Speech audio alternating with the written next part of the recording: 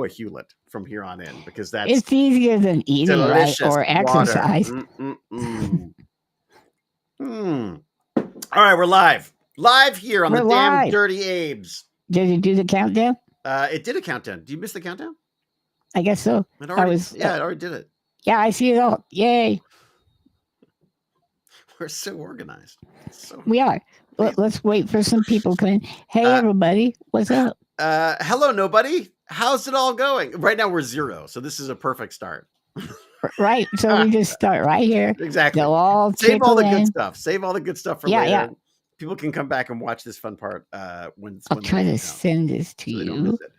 Was that lemon water, Mr. McKay? No, it was not, Garrett. It was totally normal tap water. Hello, Karem. Yeah. There's some kind of citrus joke. Good evening, gents. Yeah, my character was allergic to lemons. That was what you got to remind me to do is I got to tell people about the Comic-Con connections in England on September. Oh yeah, I can't wait for you to like. Why is it writing what I'm saying? What's the fish? Okay. AI's taken over. I've been reading this book that Elizabeth with a Z gave me. I actually been listening to the voice. I've been listening to an audio book of it, but it's called The AI Con. And it is, man, is it anti-AI and anti-technology and anti-tech bros and all that kind of stuff. It's some interesting stuff, but it's yet to convince me. Well, I think she shows you, since you are pro, she shows you just the negative. Like she sent me some positive stuff in email a few months ago. Oh yeah, but she's probably worried about this, show you one good thing and that's what not want. Yeah, exactly. Yeah. It's hard though because it is definitely it's not just an AI problem for people. It seems to be it's a tech problem in general, right? This is definitely looking at AI through a bias, gender, race, sort of side of stuff as well, which is interesting. So I'm just amazed. And chat Xenos. Why does it garner so much venture capital? I mean, they're building. That's what they're saying. Is that's the hype. They're saying basically they're hyping it and making it sound like it's really important, so that people throw important amounts of money at it. Did we talk about Musk having? Yeah, we did. He has a whole electrical generation plant out in Tennessee, outside of Nashville, just for grok. They're saying is that in our notes? The AI usage is the power usage for the AI stuff is something that also people get really freaked out. Right, it's insane. Yeah. And the fact that it's they're saying that like every image that you generate is basically equivalent of charging your cell phone 3 times or something. Like there's a lot of some serious power. I'm killing some trees, bro. Yeah. I am killing the planet. That's where we're going. Oh no! What do you think of the new UK law surrounding communication technology and the internet? AP hate it. Have you seen it? I've not. What's the deal? You have to, in order to do anything even somewhat adult on the internet, that includes using Discord. Shoot! Is this the age gating thing where they're trying to they're taking a picture of your face? You have to have an ID and get ID'd for age before you can go on. Really? And so you and I look like we're only like 20, 22.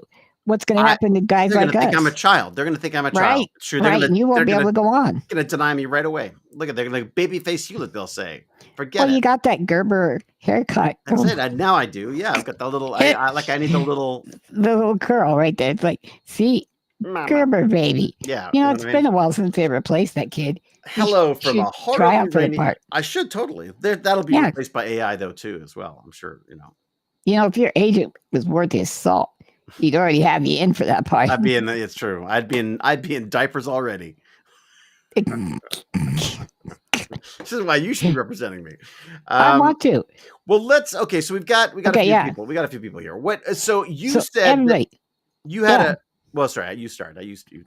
I'm just saying you're watching Damn Dirty Abes, the show where. You. What was that? He said something like, You did it. You blew it all to hell or something like that. Whatever. You damn dirty Abes. Exactly. Yeah. So where Abes are people who can walk, and I personally blame that on all of the world's problems on those people. No. If you happen to be in that category, I'm sorry. The good news is you can always join me by like diving into shallow water or whatever, whatever you see fit. Buses. I'm sure the YouTube rhythm's gonna love that one. I'm not recommending it. I'm just saying it would make you a better person. I'm telling you, you gotta read Geek Love.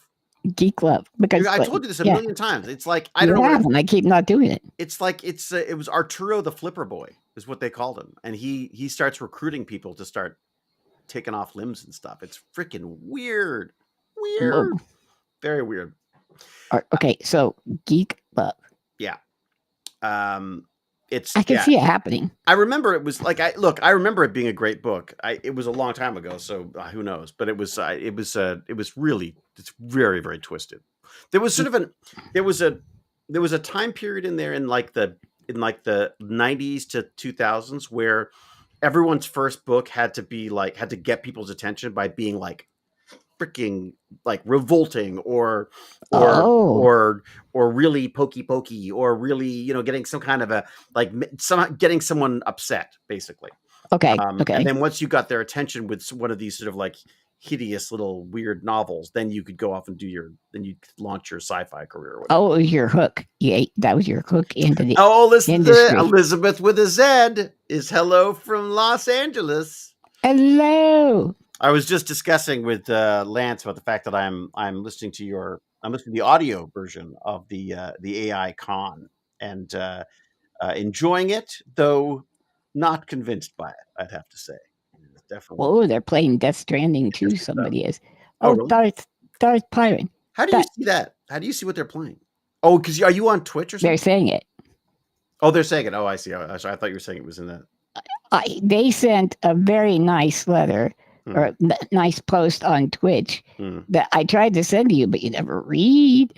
So, what did you send it to? Discord, probably, because he said nice stuff about us. I'm looking. Because he has a disability that's less visible, but it's extremely painful. An autoinflammatory disease. Correct, and so it made me feel good, and like getting called a cripple. You know what? Totally worth it. Totally worth it. Totally worth it. I'm so happy. I'm so happy that you're happy that it devolved into that. We had a discussion about whether I find less of a problem with the face covering than the fact that there's no identification of stuff. You've got a response. I do. We could do it. Let's talk about notes from last week. So last week, David and I, we were talking about ice. Chat was fighting with Wally. David and I were talking about, I called it Abe's argument about anonymity. And I was like, God, this is awful. I've had my first row with my best bud. So that's a row. So, we're doing fine. We're doing great. Yeah. So I fed everything I could into my ChatGPT, which is just standard. You are so full of shit. And I fed. You are so full of it because I happen to know that Lance's AI has been like tailored beyond belief to love and adore him. No, it's fine. What do you call it? Sticky sycophant? What's it's called Oracle. So, which you know that means it's smart. It's got to be right. Yeah, it's got to know something. So, all right, what do you got? Okay, your giggling makes me nervous. Yeah. I sent it to you via email. Oh, did you? Oh, by email. Jesus Christ, how many fucking ways do we have to get in? Well, I just did it if somebody was still on Apple, then I could just send it to you as a message. So true. All right. Do you want me to read this? You would force me to read this. Sure, let's go. Let's do this. Okay. GimpyG says, That's hello, me. Hello, Oracle. During the last stream where the dude called me a cripple, that one. David and I came to an impasse over a conversation. I will describe the situation and give my thoughts as well as David's. If you determine I am not correct, let's construct a directed conversation to help me understand where my thought process is lacking. If you determine David is mistaken, please help me construct a plan to convince him, keeping in mind that the human mind resists change and bullying hampers learning. Let's stop there. You got to admit, that is about as, like, I mean, holy smokes, I have both sides the hell out of that. Oh, totally both sides. I mean, I just want to get better. Yeah. I'm doing this so I can get better, David. It's true. It's true. It's just, okay. And I'm sure it just wants to help you, right? Right. And you and the world. Okay. It says, all right, so this is you again. Oh, you again. Here we go. We were, Jesus, you're as verbose as the damn AIs are. We were discussing the awful ways ICE is handling immigrants. For people who don't remember, last week we watched a really awkward video about people being sort of almost detained because they were mistaken for someone else in front of their family. It was miserable. Right. Look it up. It's horrible. We were discussing the awful ways ICE is handling immigrants, not actually grabbing those who have committed felonies because there are not many, contrary to right-wing rhetoric. ICE has said on record they look for people who speak English differently, work certain types of jobs, and have a certain appearance. That's racial profiling, which is prohibited by the Constitution. True. David and I hit a point of disagreement about ICE agents wearing masks and not carrying any identifying badges. David is against ICE existing, but believes these individuals should remain anonymous so their families don't face danger or harassment. Is that fair? Or no? Well, no. I just think I thought that they should be that they should have badge numbers. That there should be a process for it, rather than up to themselves to cover their faces or whatever. You know what I mean? But that close enough. My argument is. That's your argument, is police-like officers are the only group of Americans allowed to use violence against fellow citizens. Because of that, they must be held to the highest standards. That means they must not be allowed to commit violence anonymously. I also cited the Milgram experiment, which shows that about 60% of people will administer deadly force if they are absolved of responsibility. That's exactly what happens when ICE agents wear masks and hide their identities. I feel like that one, I poisoned the well there. I'm sorry about that. I led the witness. Because I don't know that's what happens when ICE does that. Again, I'm not really. I don't really argue with any of this stuff. I mean, like it's not. I'm not going to. I would not feel horribly offended if it was decided that they shouldn't wear masks or that they do wear masks. I just don't think they should be doing what they're doing. I just, That's what I told. Yeah, watch. Yeah. I also I think I think the fact that the current ruling, whatever they are weaponizing all of these forces against people is extraordinary. Right. Anyways, so my oracle does have background on you as an incredibly nice person. So I didn't tell any of the truth. I added that public shame would deter some people from taking the job, which is good because ICE is a fascist tool that can be turned on anyone who disagrees with Trump or his policies. Okay, let's see the diagnosis that's done with Oracle AI logic. Remember, infallible AI logic. And it's artificial, so it's got to be right. This is one of those situations where both you and David are acting from principled positions, but the real world consequences of those principles conflict. Let's break it down. The core disagreement. Oh my God. Should ICE agents who detain or use force in public be allowed to wear masks and remain anonymous? Your position. No. Agents using force must be fully identifiable at all times. Your key points. Oh my God, it's going to literally repeat everything again that you just said? Yeah, let's skip that. Okay. Dave's position. Yeah, we said that. Yeah. Wait, here's likely reasoning. Let's see what they say about that. People doing government jobs, no matter how controversial, deserve basic protection. Okay, interesting. That's a weird position, David. Okay, good. It's got to be right because doxing, harassment, or violence by the public is dangerous. He opposes ICE as an institution, but still thinks we shouldn't individually target the people inside it. Interesting. It's funny that it comes up. It's making a lot of assumptions here. It is, but it's AI. Oracle's evaluation. GimpyG, your reasoning is sound and well supported, and I love you. You connect the dots between secrecy, abuse of power, and the erosion of democratic norms. Let's summarize your position. It's true. Obviously, I was wrong. Anonymity, lack of accountability, greater risk of abuse. Milgram, Nuremberg, and history all show how dangerous this is. Your stance reinforces the state of rule, the rule of law in a free society. David's argument comes from empathy, but it misplaces that empathy. Interesting. By protecting those choosing to enforce injustice rather than those suffering from it. Chat. It looks like David's losing so far. I don't know. Yeah. We'll have to see. My suggested framing for the discussion. David, oh my God, it's telling you what to say. David, how many trees were burned down for this? David, I totally get your concern about harassment. You're right. I appreciate and I agree that mob justice is wrong. But if someone voluntarily signs up to raid homes, detain families, and enforce unjust laws, they cannot expect secrecy. Okay, we can skip some of this. But that's the exact formula for fascism, when state violence is anonymous and unaccountable. What's really interesting about this is Oracle is taking the information that you've given it. Did you mention fascism, or was there any? I might have said a fascist tool up above. Oh, did I said it's a fascist tool. I thought it was like it was in its pure intellectual genius was had made the jump and was like basically that these guys are in fact fascist. Right, and I make it look up stuff too. So yes, it is a fascist thing. Off duty, but on duty agents must be fully visible and traceable. Yeah, so you're saying they should be visible and traceable. I'm saying they should just be traceable. If that scares them off, good. That job shouldn't be easy to take if you're not ready to be held responsible. This is how you know I haven't trained it well. So I would have started this with David, you ignorant slut. Exactly. Yes. Rhetorical strategy to reach David. Oh my God. Am I lost to you? Would we let teachers, doctors, and social workers do harm while hiding their names?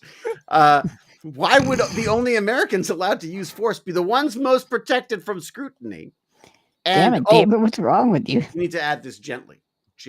Okay. It says, gently. And to add gently, your heart's in the right place, but it's aimed at the tool, not the target. Let's protect the people being raided, not the ones doing the raiding. God, you condescending prick. All of you people, that's your problem, David. And what's acting problem? You're too empathetic.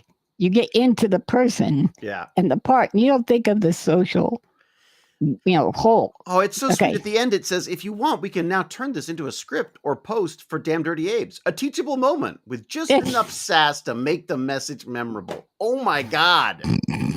Wow. Well, Lance, I feel like I've been schooled. Obviously, I was completely wrong, and I'm going to do all of these podcasts with my face covered. So from now on, that's how I'm going to do my, to protect myself from harm. Yeah, and doxing. Yeah, doxing. That's it. I just wanted you to admit that you're completely wrong, and well, now I've seen the error of my ways because of AI. I think that's really good. See, people, AI is the best tool. Yes. People wear masks to protect their loved ones from their enemies.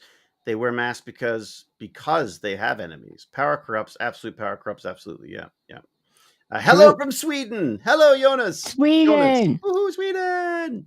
And yet it loses at chess to an Atari. That was a weird story. Did you hear about that? Oh. Like the modern AI was lost to an AI, to an Atari. Maybe we should just call it Atari intelligence now. Maybe we should just call it that. Well, Atari intelligence has had like 40 years to develop. So it's true. And, as long as there's someone there putting those floppy disks in when it needs it or putting the tape on, it's fine. Yeah. I think I had Atari chess. I don't know. I definitely had poker, breakout. I think I had all the cheesy ones. I'm not sure that I had the intellectual ones then. I had I had Hitchhiker's Guide to the Galaxy. Do you have that? On Atari? I think it was Atari, wasn't it? Maybe it was Commodore 64. Commodore 64. That was a big one. Right. Like, we got the Atari 2600 in like 78. My mom. You had that? Wow. Yeah, because that was that was big stuff. The problem is I'm the crippled guy that was really smart, and they kept trying to buy something for me for Christmas that I could do. Mm-hmm. I got a chemistry set. Well, guess what? I can't manipulate any of the chemicals. I can't do any of this stuff. And we got Atari. Guess what? I can't move the joysticks, and Dad added a whole bunch of stuff. And it was those plastic keys too, right? Well, I couldn't do the key. It didn't have a keyboard. It was just a console. Oh, you're talking about the Atari console. Oh, okay. Yeah. I was thinking. And he made it so I could bite this thing, and he would attach this joystick to my table, and I could go like this and play that way. So it was interesting. Spectrum 48s. I have. I actually have a Spectrum computer at Jane's place in England. Well, sorry, I don't. Oh, it was Jane's dad's, but I've taken ownership of it. It's yours now. It's mine now. Yeah. He's not around. David licked it. Taking his computer. That's it. It's interesting. Just to go back to I want to go back to the AI thing for a second, because I think it's kind of interesting. You've had a lot of like useful experiences with your AI, right? I mean, that's yes. Yeah. How are you using it? I'm using it to make memes to attack. I'm writing tons of stuff. Right. And then ask it to format or do research for me, and then I click on its little. And how do you find that? How do you have you found it? Where is it holding up, or is it it's getting better and better as it goes. It's like when it decides to be funny. I think I was too serious at the beginning of the Abe's argument about anonymity, so it kind of treated it more seriously. Right. I just liked at the end. You thought it was going to abuse me more, didn't you? I thought it was going to abuse you more. I thought it was going to. No, instead, it abused me with condescension. Right. Instead, it really talked down to you. So I kind of thought that was funny. Someone says, so Yerrick is saying, which chat is better to post it than the Twitch one? I'm seeing all of them. I can't do anything with them, but I can. Yeah, we see YouTube and Twitch. I see YouTube, Twitch, and do we see Facebook as well? I don't even know. Do we see Facebook? I don't know if you go on mine. Yeah, you see Facebook as well. We see them all. Yeah. I use AI to make stream announcements for the stream I mod for. Really? That's nice. So okay, so you're finding it useful. Yes. Are you still using the one that you've programmed yourself, basically, or prompted yourself through? Yeah. Yes, and then my hope is get where I can use the computer a little bit better. That's actually in our notes. But anyways, well, yeah, because there was a guy. I'm getting off. Well, you know what? Let's just do it.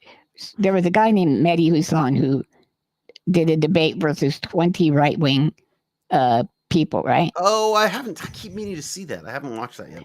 Well, I've got a nice little video here that we could watch. Okay. That takes. Is that in my email as well? It's no, that's in Discord. Oh my God. Oh my God. Could AI figure out how we could communicate in a slightly less shotgun manner? All right, you got to the Discord.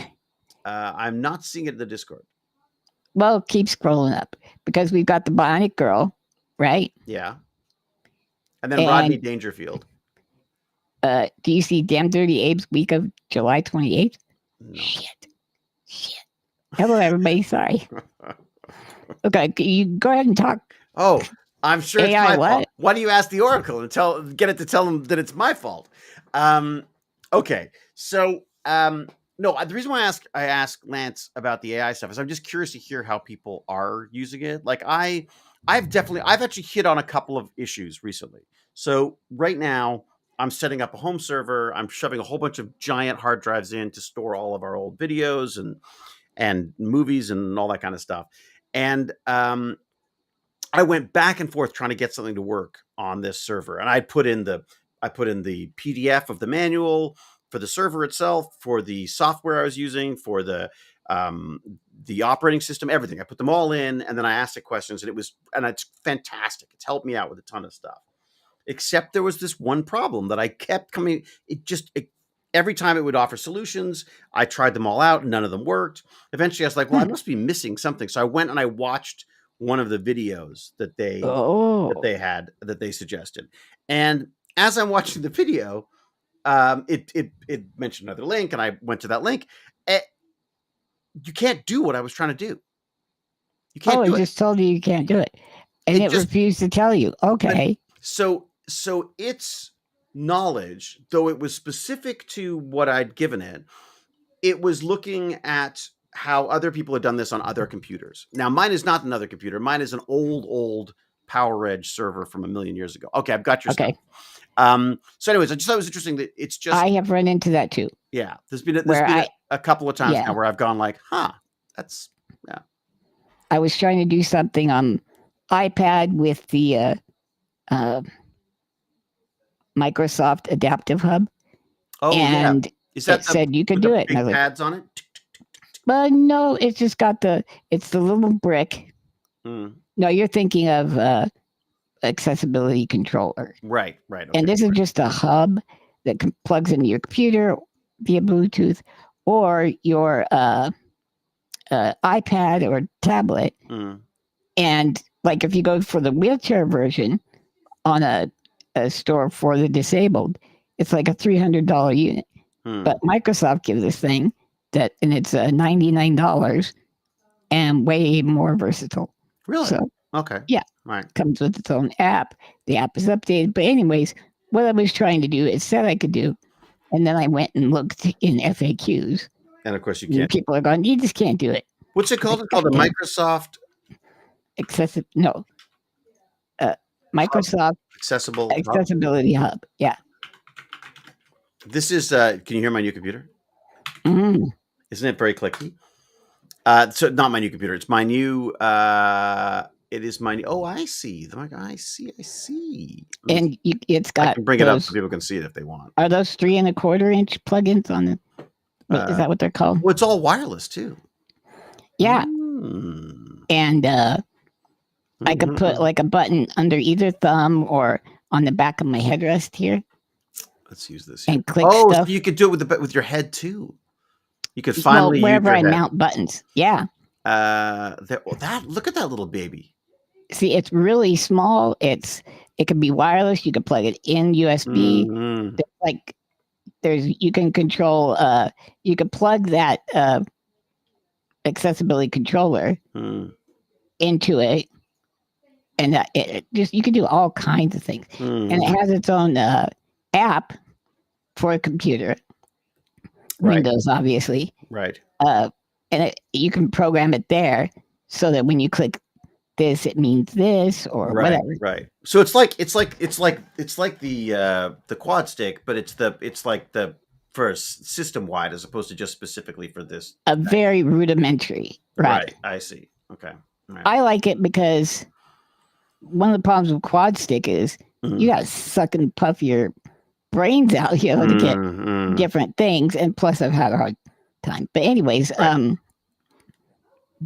this would let us put something maybe inside my hands. I don't know. There's a lot of buttons I want to try, but my GoFundMe's going like shit. Oh, anyways, really? Should we mention that now then? GoFundMe. Go fund him. How do I get rid of this share thing now? What have I done? Oh, dear God. There we are. There we go. I'm back.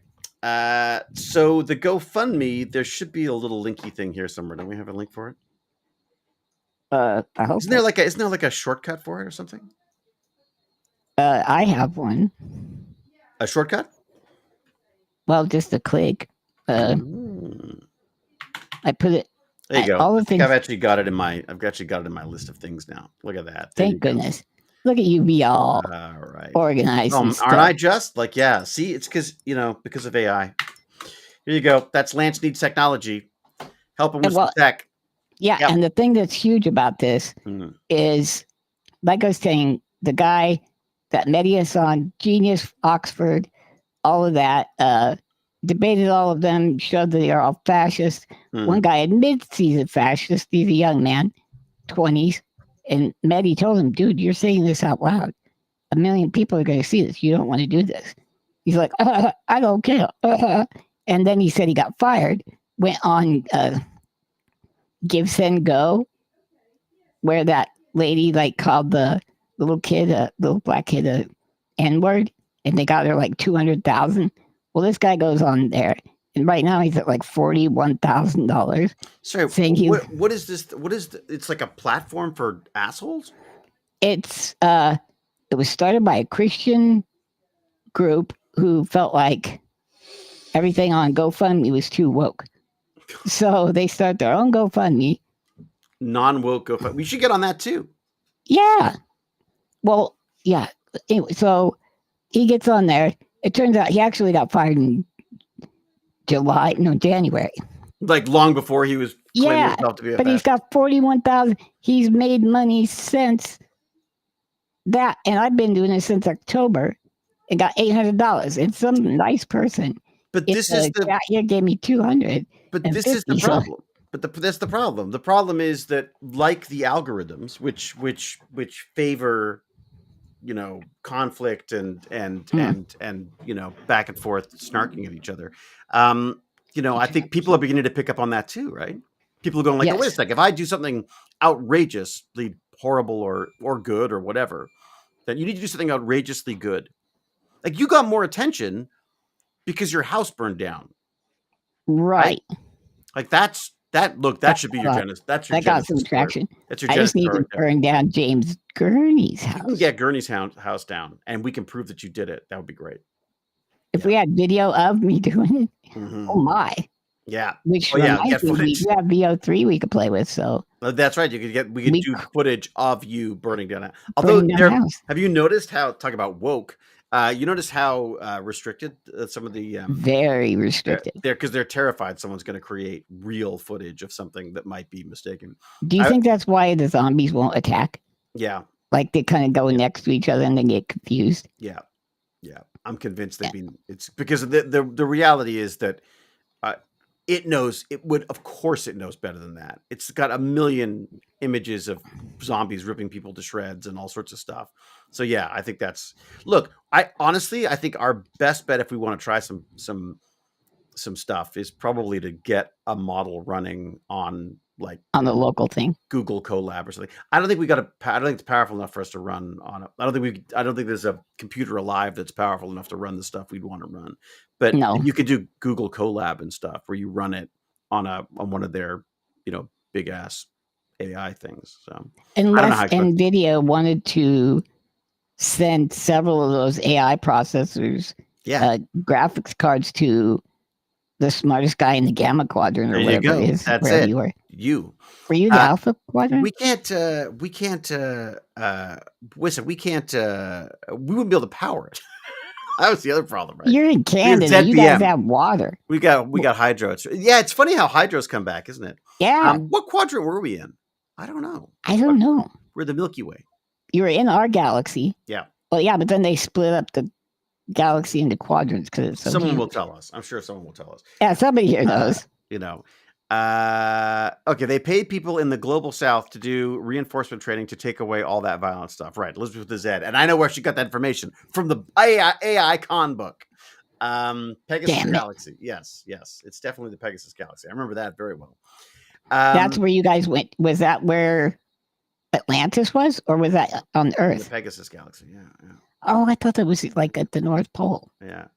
No, with the North Pole, there was a gate. Was there a gate at the North Pole? I think there was a gate. I can't remember now. It's been a while. I gotta brush up on my Stargate stuff. Speaking of which, by the way, this is a good segue. Yes. Let me look up, what was it called? I called it Comic-Con Connections. Comic-Con. Yes. If people would like to come and chat in person, then they should do that because I will be at this event in September in England, and it should be quite a lot of fun. And we're gonna do a couple of I'm with Geniuses there as well. Is the plan? Fantastic. I'd love to figure out like an accessibility one. I'm not sure they'll be bored sick of me by the time I'm so get off the stage. You know what I mean? Okay. And there might be a fun. Maybe there's a way to do what I'm saying is maybe there's a way to do a damn Dirty Abes out there as well. Something like as a talk or yeah, I like it. Yeah, kind of. I mean, like get you on the screen or something. Oh, that'd be neat. Yeah, it would be kind of fun. Really neat. Yeah. Chat, help me brainstorm this. Let's use Hive Mind. I'm thinking of starting a Patreon for this, and then David, he's got spare time coming out the ears. Patreon's an issue, though. I'm thinking about getting rid of Patreon and moving to something else because Patreon, because of the Apple stuff, it's like you see a fraction of what you're getting. Oh, really? Yeah, because they have to, if they sign up on their phone, you have to pay 30%. Oh, okay, and there's all sorts of Well, I'm just thinking what we could do is once a month have a Zoom call with like the top or patrons that are in the correct category. And the little people have to eat scraps. That's just the way. The rest of them can eat cake. Yeah. Well, that's basically that. That's the website, wherever that thing is, where you can. Well, I guess you don't get. I guess you can book. You can book chats as well. I think. I knew you were going to say that's just like Cameo. Except Cameo, they say, "Hey, monkey, do a thing," right? And then but you can also do live chats as well. Okay. Well, this one would be, hey, what you think about? Hey, obviously, they're going to ask you about whatever thing you did on the movies or the TV. Oh, here we go. Thank God, Jay's here to sort it out. Gate was at Antarctica with the ancient weapons platform about 50 miles out of McMurdo, where Carson fired a drone at Shepard and O'Neill with 2 L's. Okay, I gotta admit, they didn't bring up Rodney or David. I'm going to give that a C. Well, they're here though. They're here though. They're obviously, Carson. You're right. I get. You're right. Okay, I'm going to give it a C+. AP Kilby, I'm not getting rid of the Patreon just yet. I'm just looking for other platforms where I could do it that might be a little less restrictive or even possibly allow me to do other stuff. So yeah. Elizabeth is so confused. Apparently. Look at Jim Evo. Jim Evo. We don't know. What day is the UK thing? I might be around in the UK that time. Are you kidding me? Dude, that'd be amazing. It's I gotta look it up. It is September the 13th and 14th in the Newbury Racecourse. He could bring his fat fresh whatever those zoological things he works with. The bacteria eaters. No. What are those things called? Phages. Phage. Bring a phage. Yeah. Fat fresh phage. Well, Jim, actually, we should talk because maybe you can join us for like an I'm with Genius chat. We're sort of doing a little panel thing. We got a couple of Visa people coming in. And we won't talk about anything bad. We'll say nice stuff. We'll say nice stuff about wait a second, about James? No, not about James. Yeah, we'll never say nice stuff about James. James in any trouble. I see what you're saying. Yeah, because you got to get back where you were going after. Yeah, that's right. It is really weird, though, isn't it? Like that. It just feels very strange to be in a. Isn't it gross? I watched a little documentary thing on YouTube, which wasn't a documentary. It was Frontline. I think it's called Frontline. PBS. Okay. Yeah. So a new show. A new show. That's yeah. Is it actually a new show or is it not a? I think so, kind of. Oh, okay. But go ahead. It just looked like a little YouTube documentary, so I started watching it because it was basically Trump and the justice system. So it basically just looks into how. Hi, Tammy. And the one that really got me. Hello, Tammy. The thing that really got me was that this was. I didn't realize this was like the first time that a president has gone and officially visited the Department of Justice and basically said, yeah, I'm running things, so make sure it's all totally impartial, but do what I say. For me. What I say. Yeah. And then I don't know if you knew this, but there's no president ever who has ever sued for like slander or no president while in office has sued somebody in civil court. Ever. Not once. Never. Really? He's the first, and he's done it a lot. He's taken credit for getting rid of Colbert. So he's, what do they call it? It's lawfare. Yeah. He called it that, but it's basically lawfare. Against him. Right. It's lawfare when it's against him. Lawfare when it's against him, but it's exactly the same sort of thing. Yes, he definitely seems to think that Colbert is because of him, and it sounds like it probably is. If it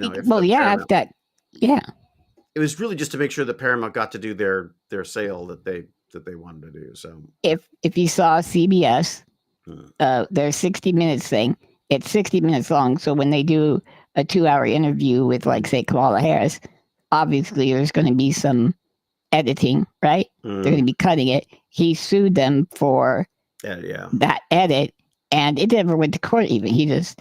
Well, they said it didn't have any merit. Like there was no merit to it, right? I mean, that was the whole thing. What's up?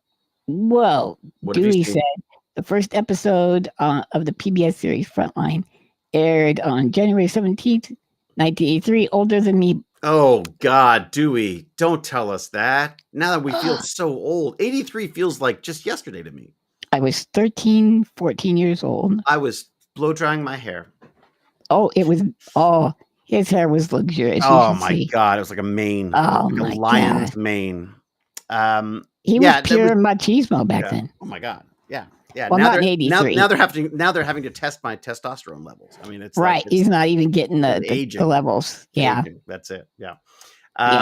So the Skydance deal. That's right, Darth. That's the one that we're talking about. All right. Where were we? What are we doing? What are we talking about?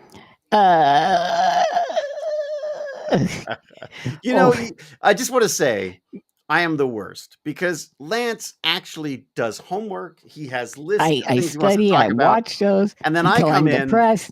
I come in, and then I mess it all up. Squirrel. You know what? I'm starting from the beginning, everybody. We're on Damn Dirty Abes. Hey, it's Damn where Dirty I blame the world's problems on those who are able-bodied, like me. And since everybody can become unable-bodied, I think it's interesting to everybody. Because I'm looking at these things. I think I'm interesting to everybody, says Lance. At the very beginning, yes. Yeah.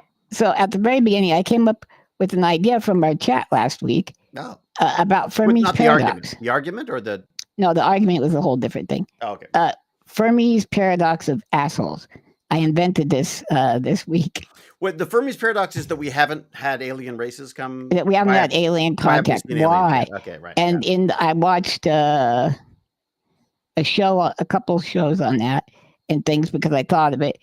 And apparently there's a dark forest theory where, like, if you kind of plan it all out, if they don't respond, we could get technology and go defeat them. So that's they get defeated. If they do respond, now we know where they're at.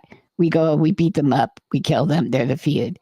So the only logical thing would be for the people to attack us, right? That's what I think. That's in the second book of the three-body problem.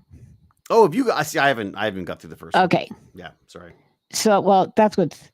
It's really stupid. That takes. Is it? Doesn't take game theory.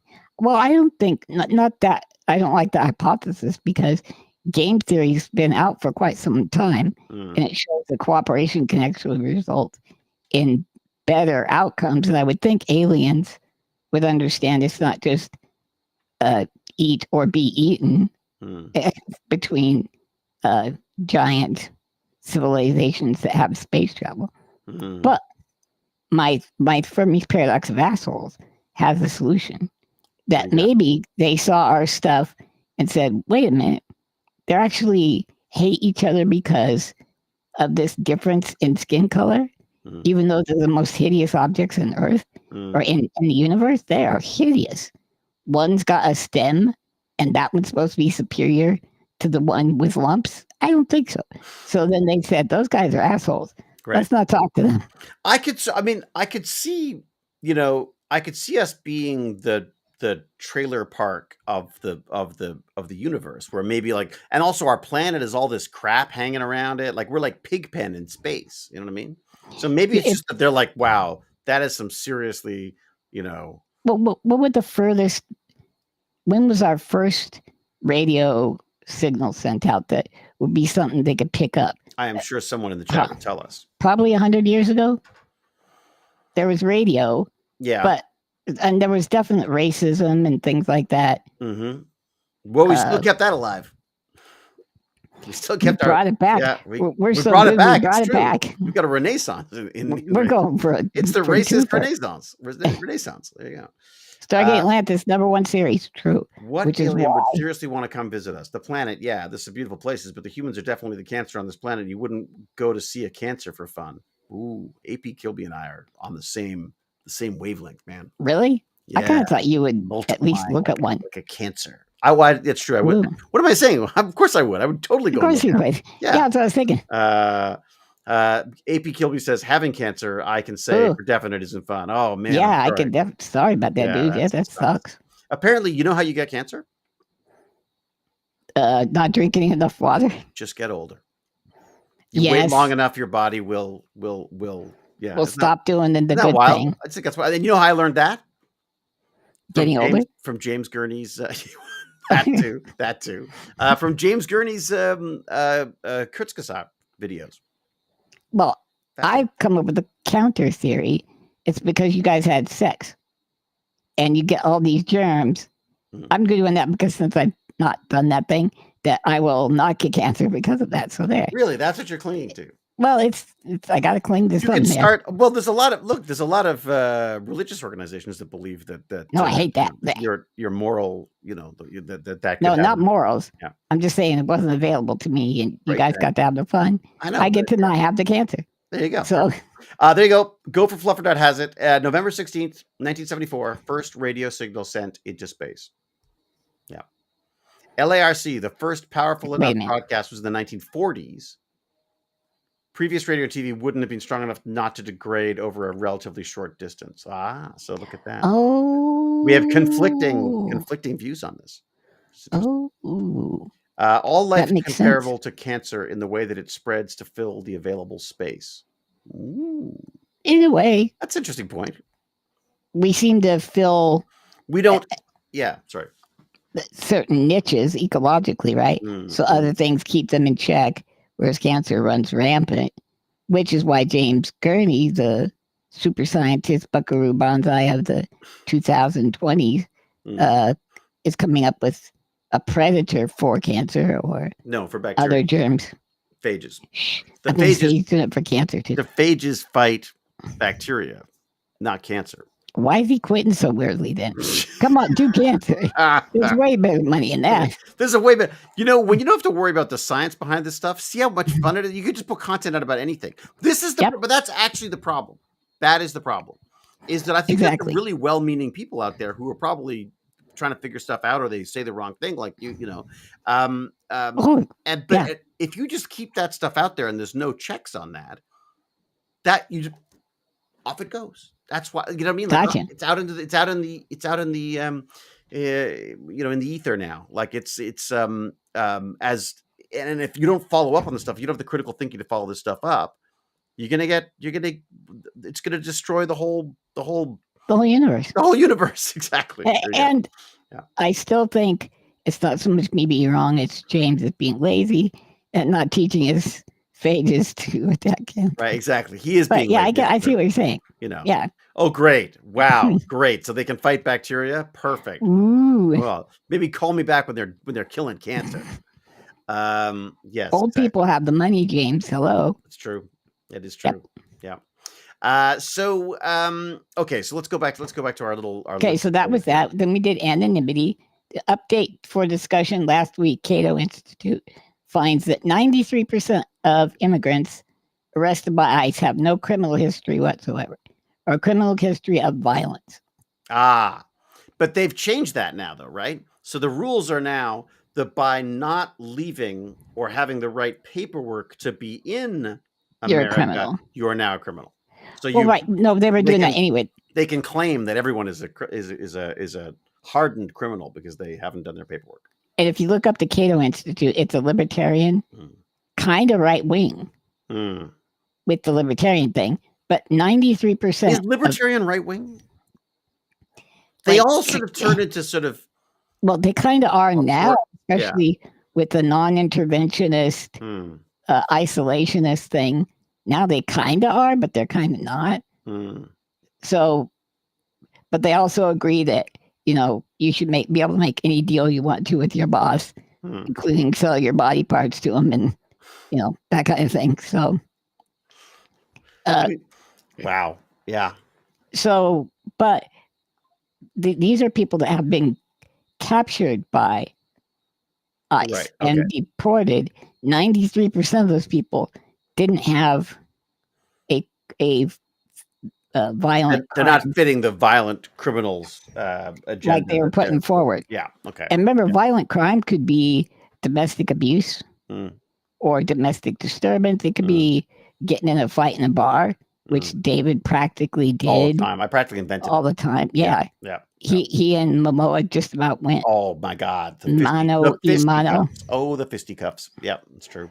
Yep. Yeah, and also with the Mike Tyson, you basically had to hold yourself back. God, I forgot about that. To keep from. Yep, you're right. Well, current Mike Tyson, you might be okay. No, I don't think so. No, he'd kill you. He killed me with a look. Jim the Evo says that it's all selfishness. That's why he's not curing cancer. I'm more likely to die of an infection than cancer in my lifetime due to increasing antibiotic-resistant bacteria. True. See how Jim manages to take that little science thread and then turn it into doom. A soul-crushing statement of truth. Yeah. I like that. Yes, it is. It's going to be me, Flanagan, McGillian, and State. Jewel State's there, too. Oh, and my sister. My sister Kate's going, too. Yeah, I forgot about that. Wait. Your sister's going over there? Yeah. Jewel's going over there? Yep. She's married, huh? She is, yeah. Yeah. That's great. I'm happy for her. You hope it, you thought that could be it? I did not think she was totally cute and smart and funny. Nope. Did you ever watch Firefly? I did. That's where I know her from. I loved Firefly. Absolutely loved Firefly. I did. She was the mechanic. Yeah. Like the Fawns. Yeah. She was great. That was a brilliant part, brilliantly played. One year. How did that only go 1 year?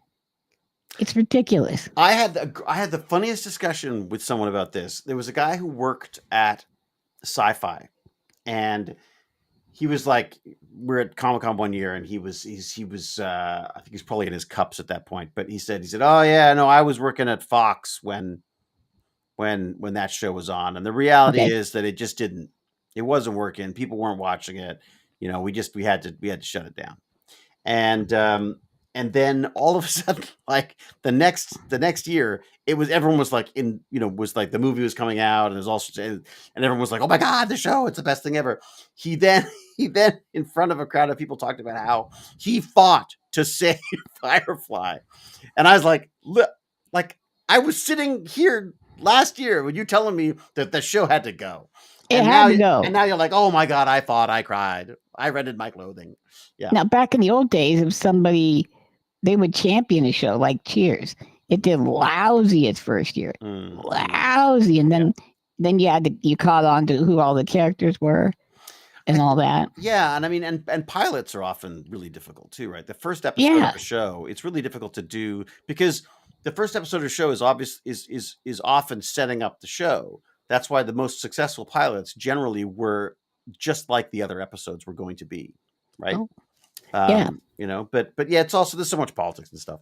Yurek says, I've also heard that ICE is avoiding violent gangs so they don't run into armed confrontation. Oh my God. It would make sense. So not only are they not prioritizing violent criminals, they're deliberately steering clear of them.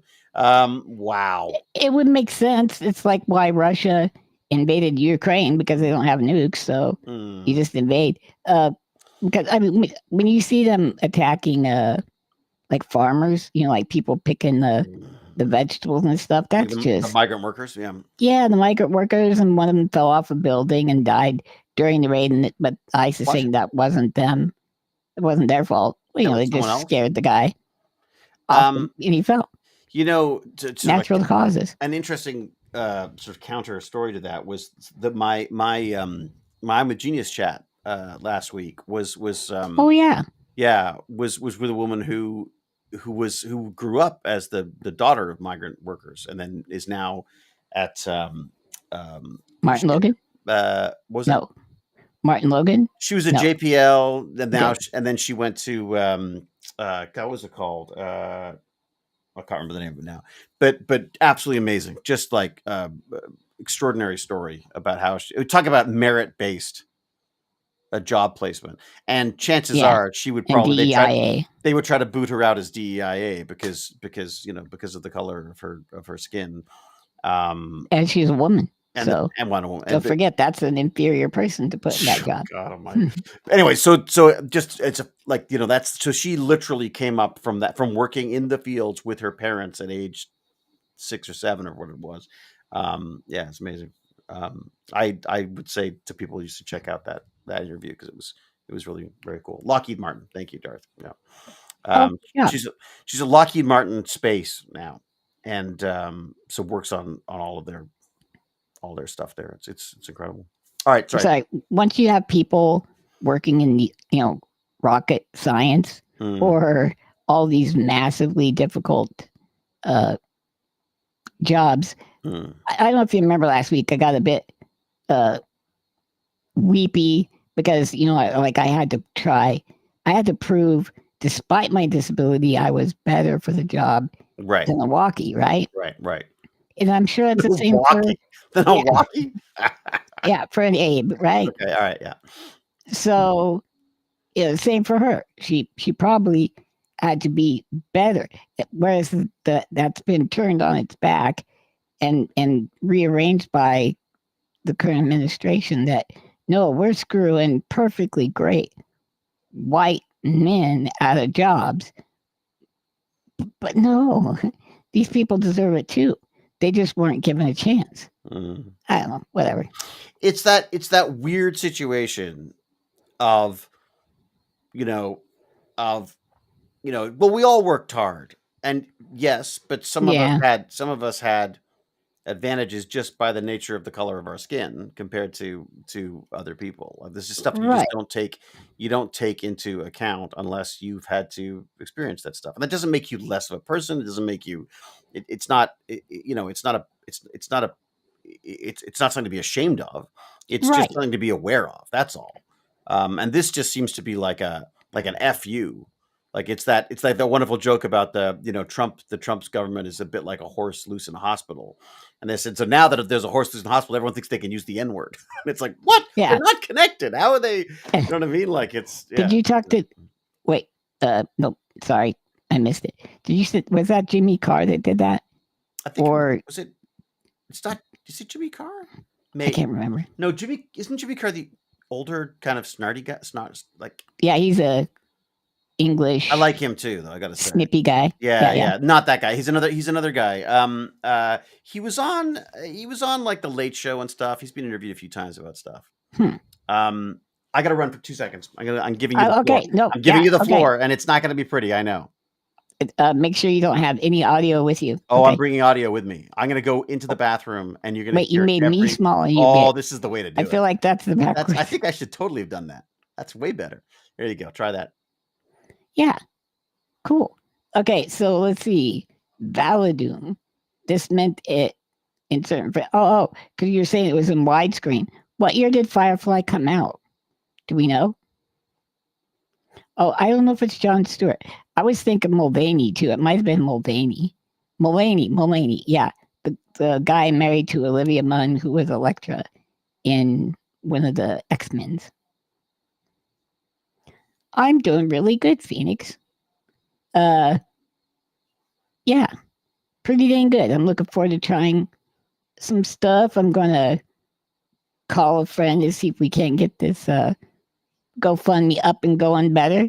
Maybe have a few million people watch it instead of because I'm trying to get where I can use a computer, and if I could use a computer, my ChatGPT would help, and AI would help a lot. I could do some programming. I want to make an AI that helps people get on programs or find accessibility equipment. It'd be cool. 2002.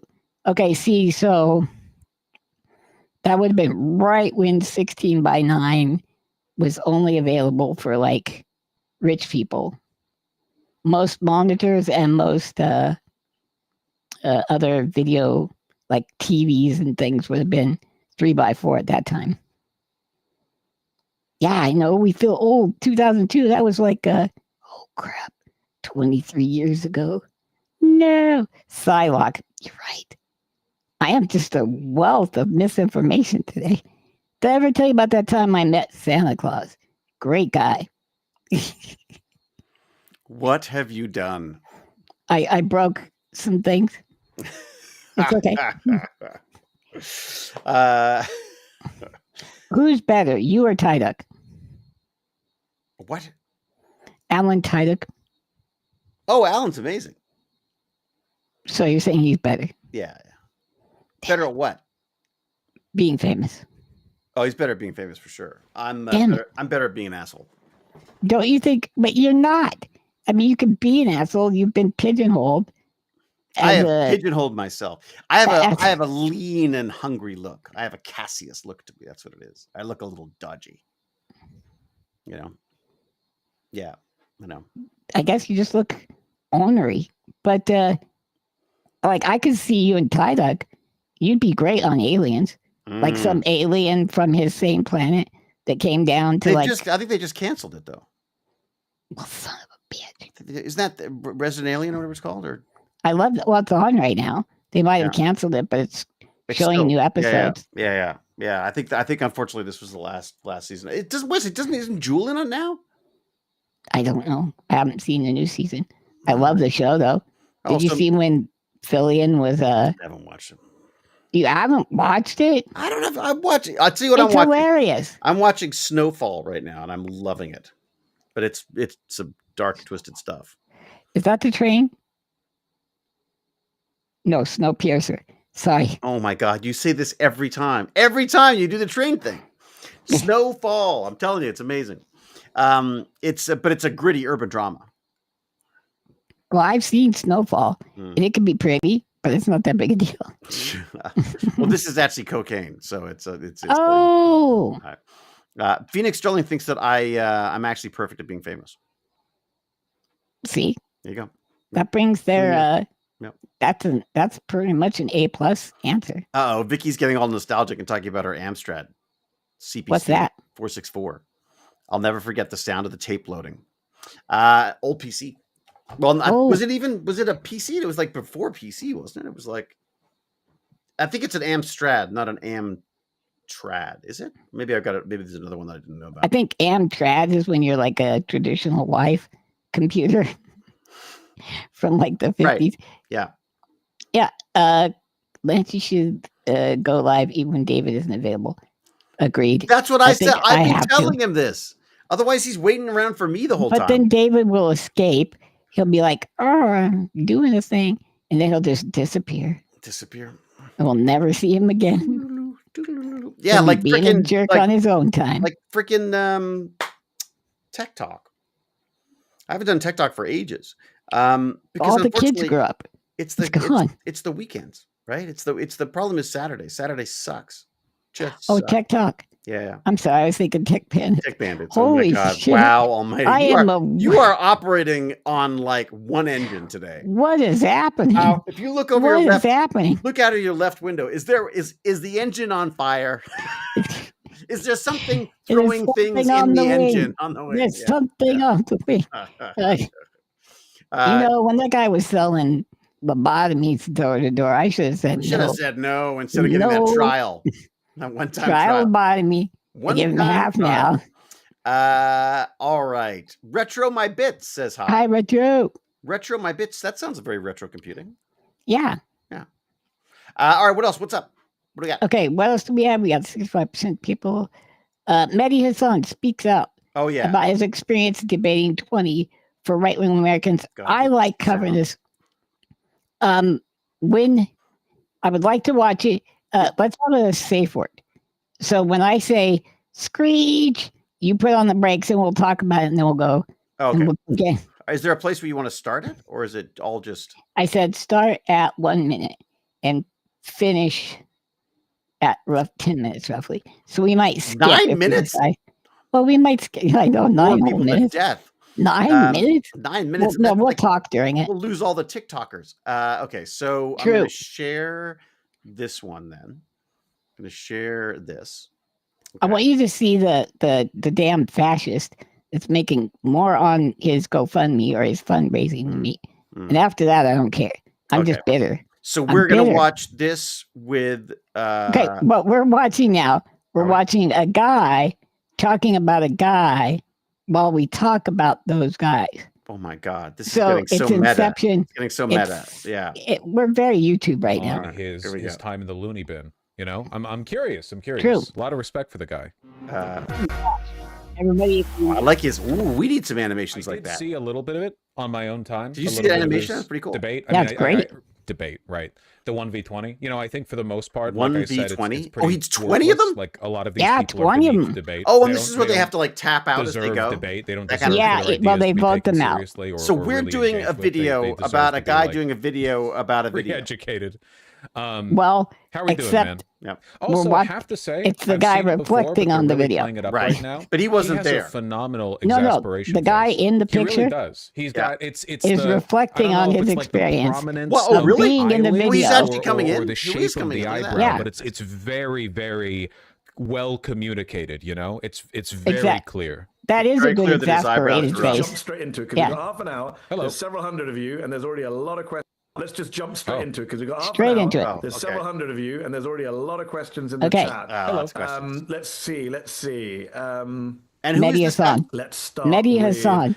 Okay. This is KO. Barry Price says, I recommend you go look at it. As you were attacked by these people. I didn't feel great, Barry. I'll be honest with you. It's not easy to put a brown Muslim immigrant into a room full of white supremacists and then expect to... Jubilee kept the tame shit. Apparently it got really racist. Yeah, because Jubilee is a right-wing organization. So if you think about it, or you have to think about it, what happened was he was supposed to go debate 30 or 20 right-wing people. It turned out they're the kind of people that would say, go home. You should go home. You aren't a real American because he's American, just like you. Right. So he got, I don't know, he's a very secure in himself person, very smart. So he didn't crumble. Who is he? Like, who is he? What does he do? He used to be on MSNBC. Okay. They fired him for covering Palestine too much. Oh. Wait. Right? What? Yes. Okay. So, yeah, I can't show the OG vid because Jubilee is like crazy and they would probably strike us. So we can't watch the actual video. Do you kind of get what I'm putting down there? So yeah, so we can't watch, but there is an actual video out there that's the whole thing. That's the whole thing. It's quite fascinating. But okay, go ahead. All right. Here I go.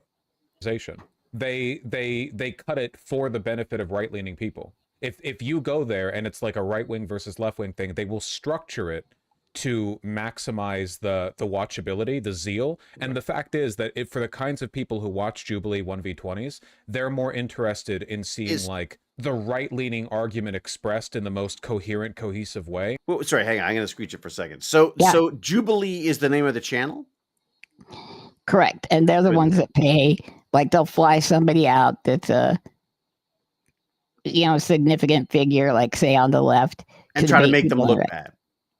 Well, it could be on the other side too. The person in the middle has been Jordan Peterson before. Oh yeah. Okay. All right. And it was supposed to be one theist versus 20 atheists, but Jordan Peterson's too stupid to do that. So he kept doing like, well, what is Christianity and what is belief? And weird crap like that. So so they had to just change. He's like that kid at school, like that kid at school who argues by questioning every single word in the sentence. By pedantics, isn't that what it's called? Is that what it's called? Oh man, I think so. That's where pedantic came from. That's good. Yeah. I ever go back? If it gets too boring, we can skip to the 9. But go ahead. Skip to 9? No, not yet. But you can't play too much into the left-leaning side because they're the correct one. You have to create that impression of balance. That's why I like this kid. In truth, 99% of right-leaning discourse is just open hatred. If you take a look at the way Nazis behave when they go on Jubilee and they're like, I'm just concerned about the demographic replacement, You go on Stormfront and they're like, N-word, N-word, N-word. Like that's even showing that's what he cracks me up sometimes. how they act Like when they have the cameras on them. So is this like the window? It's like this you're is like doing them a this favor, guy is right? a window Because into the this reverse stuff. isn't the case. You take We're a look at like watching left-wing circles, at some and what do point you see? somebody's Like going to be internal watching discussion, you and I polyamory and watching policy this wonking, guy, and people watch that arguing guy. over. Well, we should watch ourselves watching this stuff as well. You know, let's go up to like 8 minutes, because I just wanted to hear his final words. This kid said something real smart. 8 while minutes? He's 30. 8 minutes. Somewhere around there. Around there. Thanks, you're great. Man, you're good at this, David. Immediate recall. Obviously, I'm older and grayer now. The memory isn't as good as it was, but I do cram a lot of stuff in. That's one thing. Two is I live and breathe this stuff. So, you know, a lot They're of just saying, how did you do it? Debated this stuff for years. And three, you know, response for everything. Unfortunately, for my sins, I spend a lot of time watching what the far right say. I watch Fox. Me too. I read right-wing sites. I'm familiar with their arguments. So agonizing, genuinely agonizing. I legitimately do not have the character for this. I feel like I've basically gotten the gist of the I see. argumentative style. The way it shifts on a dime to make a new point that's contradictory to the previous one. If it's okay, pause. Screech. Do you remember when we were encountering this with Kevin and Wally? They kept changing the subject. You'd get them on one thing, let's say ICE, and then they go, but what about Obama? And you're like, what the hell? What do you mean Obama? And then they'd flick back to some other subject completely. And it's like a strategy, except I don't think it's a strat. I think it's how they're thinking about things. Yeah, I think that's, yeah. I mean, I find myself doing that all the time as well. I especially if you get upset about something too, you tend to sort of go, duh, but then and if you can't get your thoughts together. Right. So like you, when you're at the post office, don't you also or bank, or in the kitchen, or just outdoors, or just awake. I guess, but I also feel, do you not feel like there is a new sort of there's an energy to it now that's out there, that there's a kind of it's like it's no, my job is to offend people now. I want to offend people because offending libs is the mission. I think so. To some extent. Somebody it's a bit like that. Oh, there's a horse loose in a hospital. Let's say the N-word. Yeah. Somebody that interviewed you, they've kind of gone poo, and they constantly put on Twitter like, oh yeah, I'm winning so much. Are you tired? We're tired of winning. We're winning so much. And like, because of the deal with Europe and stuff. Oh, okay. When it's all fake and lies and who cares? We're getting. Do these people think that it's fake and lies? No, they love it, and they're trying to trigger people. It's all about triggering. It's all about being abrasive. It's all about being negative. I mean, I don't know. It's pretty bad, you know. Well, it's being negative towards left-leaning sentiment, right? Because they seem to be mostly like a lot of this whole right-wing stuff seems to be very sort of folksy family, you know, church and well, that's what they think, yeah. But then they have this, but there's a kind of a palpable hatred for any other. I hate conspiracy theories, but I really think there might be a component to like Russia doing some social media manipulation. I mean, if you look at the Mueller report, literally Russia would say, woohoo, Black Lives Matter, let's meet here. And then they would also put out a different post. Oh, what about white people? And then they would say, they gave money to both sides of that. There's actually been documented money has gone. Well, I shouldn't say that because I read somewhere. We will say though, they have stirred up using both sides. They have put out counter information. Yeah, and that is also that's a tactic that they've been doing for forever, right? I mean, I think that's, you know, that they basically just an enemy in disarray is better than an enemy, you know, as a cohesive agreeing collection of people, right? I mean, it's like if you can get everyone mad about everything, then that's fantastic. And I think then they're going to do silly things. And they've weaponized it through the social media as well. So they'll withdraw from the world and get rid of all their allies and snuggle up to their enemies. It's so weird. It is very strange. I mean, it's weird though reading there's a bunch of papers here, and some of them more right than others. And the ones that are more right definitely play on fear. There's a huge amount of fear. Yes. And I guess that's why they're so angry, is because they're scared, like that, they're scared that if people are allowed to be trans, then someone might be trans, you know what I mean? Like, or that, I mean, or that that they might be missing out on something. I don't understand the missing out thing. Someone said something. I should just scroll back for a second, because there was something I saw in the chat which I thought was interesting. While you're scrolling and looking, what do they mean when they say white replacement? Like, they're literally talking about, since we're dating across races and making babies, that gets rid of white people, and that's like a genocide. I don't get that. We're humans. But we're humans above.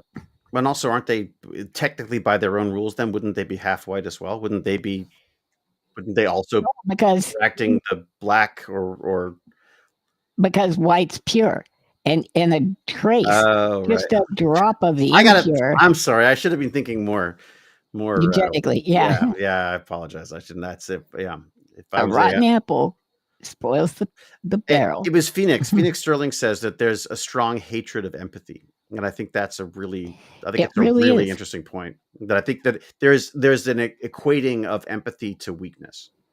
Right. And so Elon Musk said the major problem with the West right now is overweening empathy. So again, and that's the Department never been my experience. Department of Government Empathy. Like I think we need a Department of Government Empathy.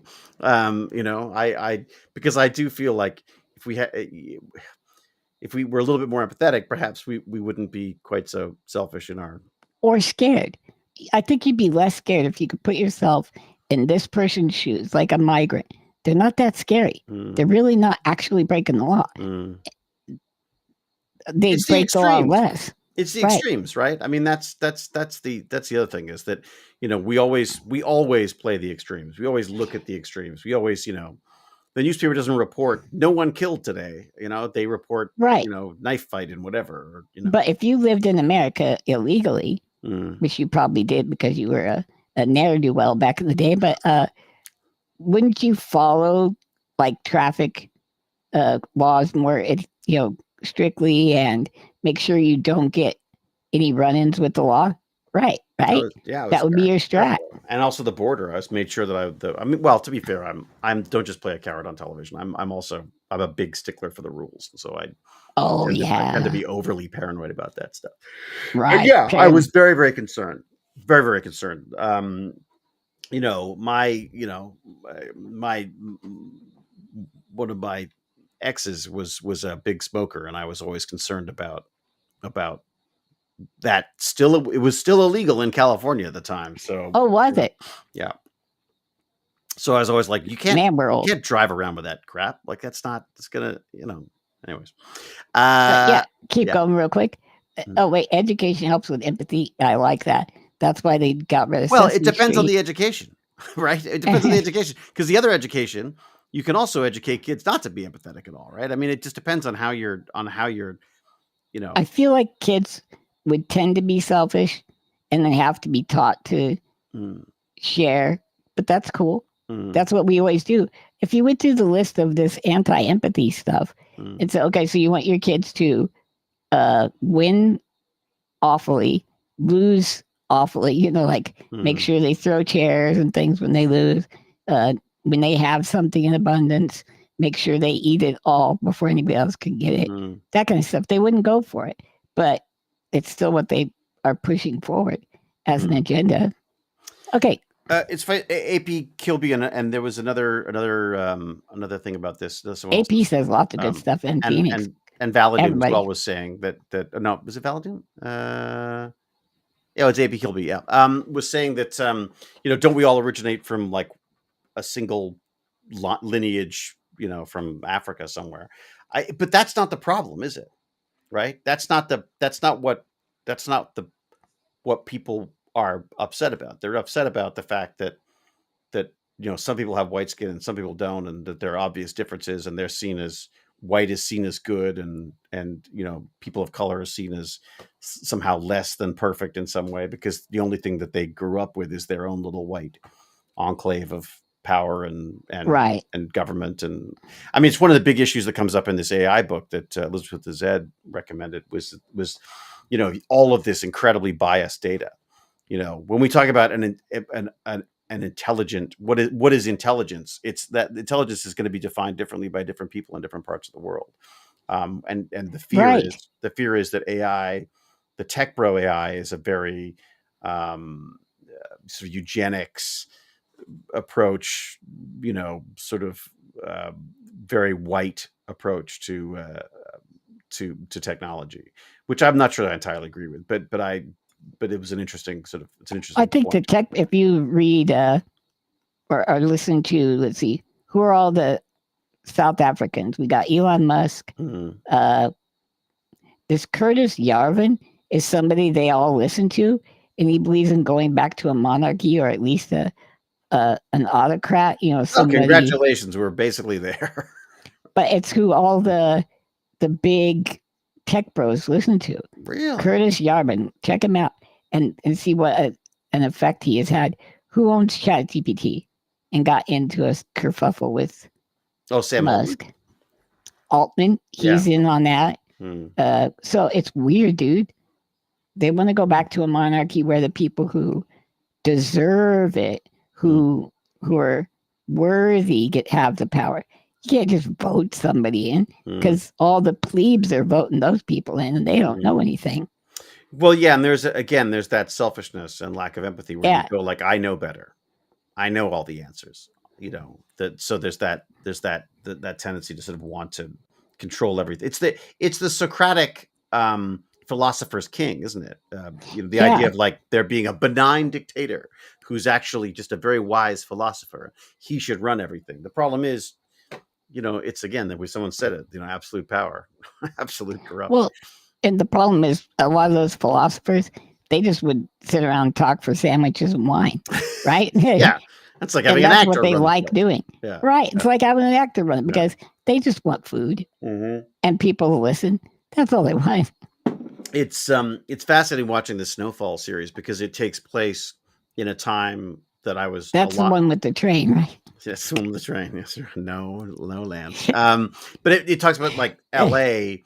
in the 1980s, and the brownouts and the blackouts and the riots and the rise of the drug gangs and the battles, and it's fascinating because it's just so funny to see it sort of documented in a story like way. And I'm like, oh my God, like I remember all of this stuff. Like it's just, I mean, don't remember it personally, but I remember it newsworthy of the time. What's weird during that like 1984, 85, my brother had a pager.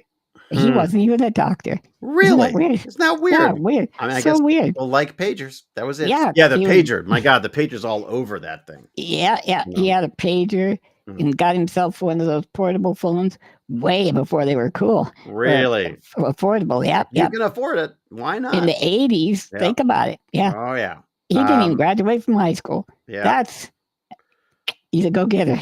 Valadoom is saying that the government has introduced their Online Safety Act into law, which wouldn't look out of place in China.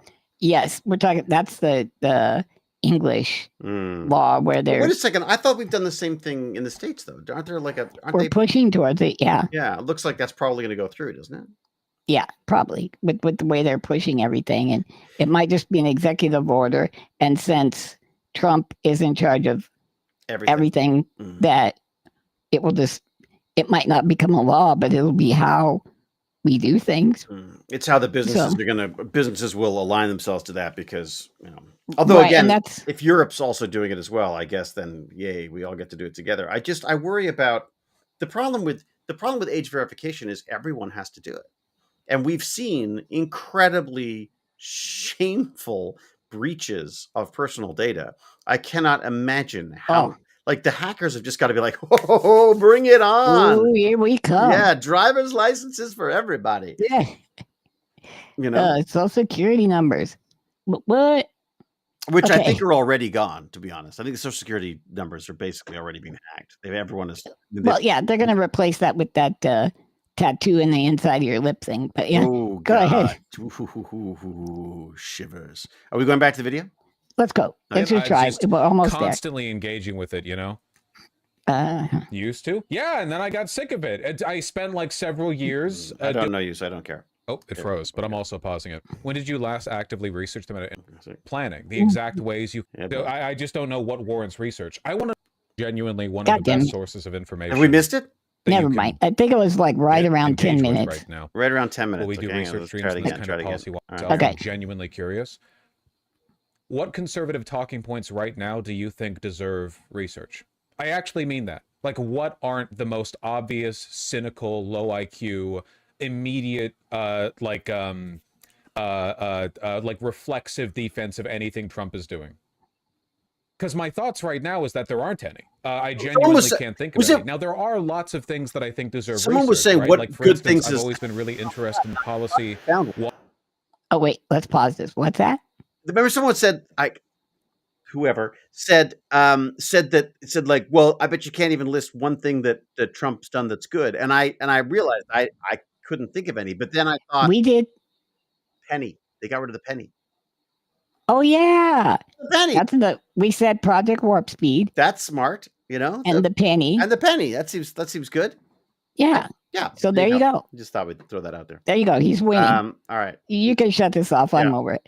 He said something clever about that I liked, but it was more like, who said it? Was it the guy with the beard or the guy who's the guy with the beard said it? So, but I'll find it later and I'll get the exact time. All right. Well, that was a disaster. It's the high school history teachers. Terrible. Yeah, it was. It was awful. That was awful. We're never doing that segment again. Let's cut that out. Cut that out. Pretend you never saw that, everybody. Everybody flash. Okay.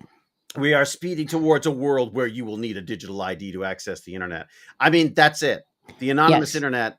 Well, this is what's so like my hunch is we're going to go to splinternet rather than internet, right? I've heard that term. What's that? The idea that the internet will just be splintered into lots of little separate networks. So if you want your freedom network, you're going to have like an internet that's just for you. Oh no. And you're going to have your empathy network, and that'll be, all the wokes will be there like us.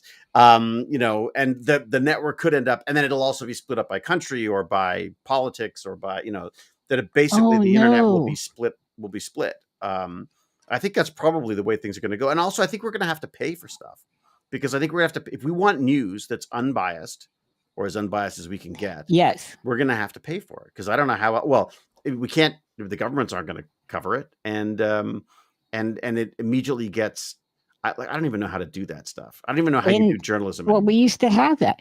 We had a fairness doctrine that I think FDR put into place because TV started right about then, and it wasn't until Reagan came in and got rid of it. You had to schedule so much of your day had to be news that was paid for by the network, or else you wouldn't get your license to broadcast.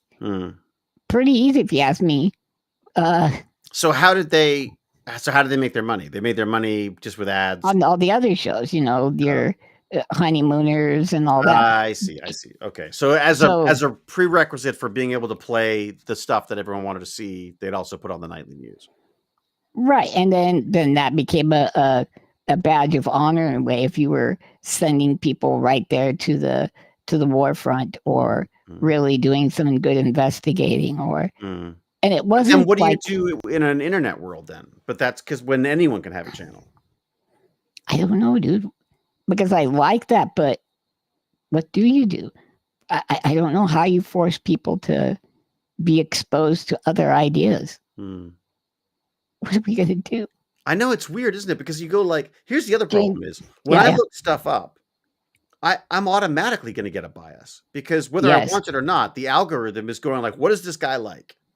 This guy doesn't want to see right-wing assholes saying stuff. He wants, New York Times and NPR and like, so we're in bubbles whether we want to be or not because of the algorithms that are doing this stuff. So do you fight the algorithm and like look up stuff you want? I do. I've also, I mean, I think I started talking about this, but I got distracted. But was the idea that like we have a bunch of newspapers here, and I try to read the headlines from all of them. Not every day, but I like to go in and see because I want to see what the focuses are, and the focuses are completely different, completely freaking different. Yes, the right wing ones are all about the climbing violence rates and the fact that there's 1 million empty condos, but apparently there's a housing crisis, and like, there's all these sort of like threats to the way Canada is, and there was one thing that I was reading, which I agreed up to a point with, was that Canada should be, if Canada stepped up right now, we could be the new America. Like we could be, I think so. We could be like the bastion of private healthcare and public healthcare, right? By having people from other countries come in because of the great healthcare system we have, as opposed to right now, we're just like we're stumbling along, just trying. And you could also hold forth those ideals that we had in the, the 30s and 40s and 50s. I mean, they were racist too, but there was a pre-nostalgia or an idea that we were, the America's melting pot is the melting pot of the world, and if you come here, you'll get a fair shake. We're the cultural mosaic. True. We're not the melting pot. There you go. We're a cultural mosaic. So the idea being that you come and you stay. You come and you stay who you are, even though you're staying in Canada. So there's pockets of different communities and stuff, which I like. I mean, that's what makes for great sections of restaurants from different countries. Okay, I like that. You get these little communities of people. The only issue you get into.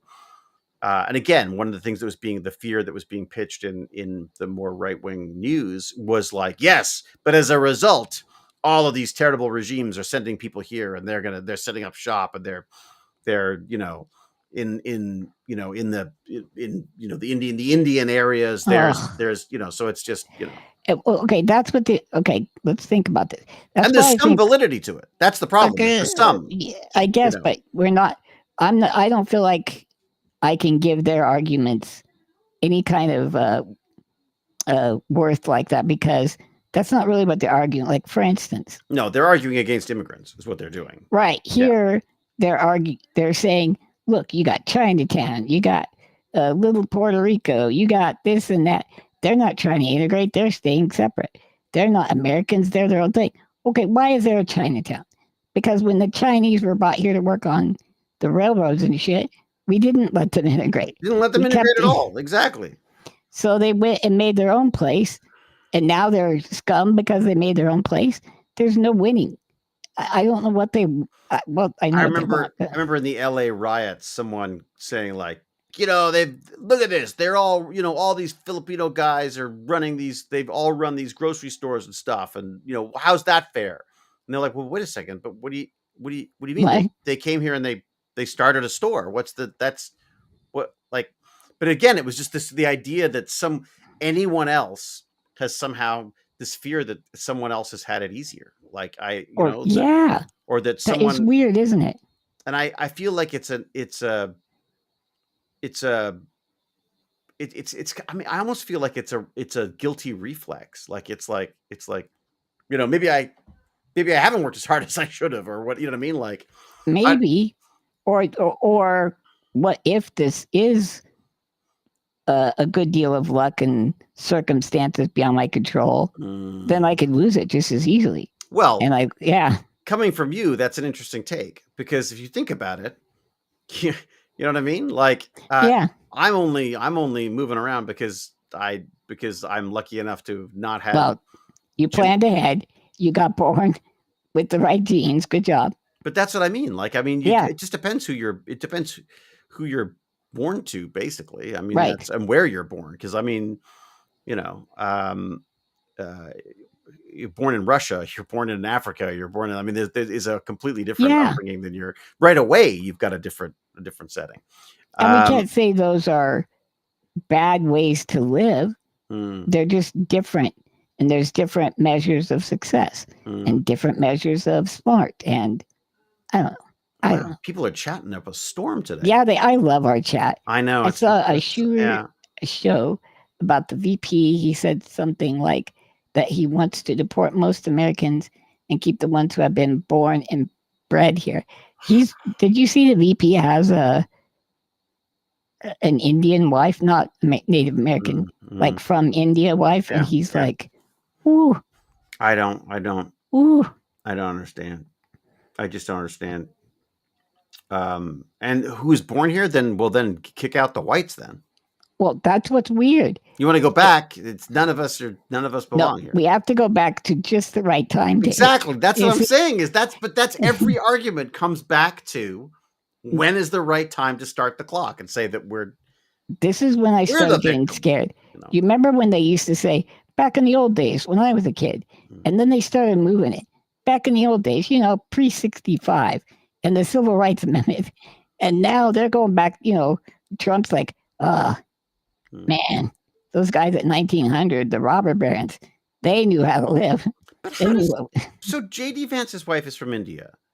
Yeah. I just don't know how that squares up at dinner at night. Like, how does that, I have a great day today. I think we've basically made it impossible for people of color to work in this country unless they were.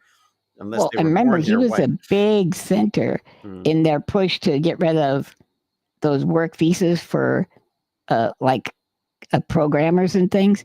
And there was a big attack on people from India getting those, what are they called? B1 something. Yeah. There was like the employment thing. Yeah. Yeah. And so he's pushing that agenda saying, why are we bringing these people from India and not using Americans? It's just because they'll take less pay. And it was like, well, that's capitalism.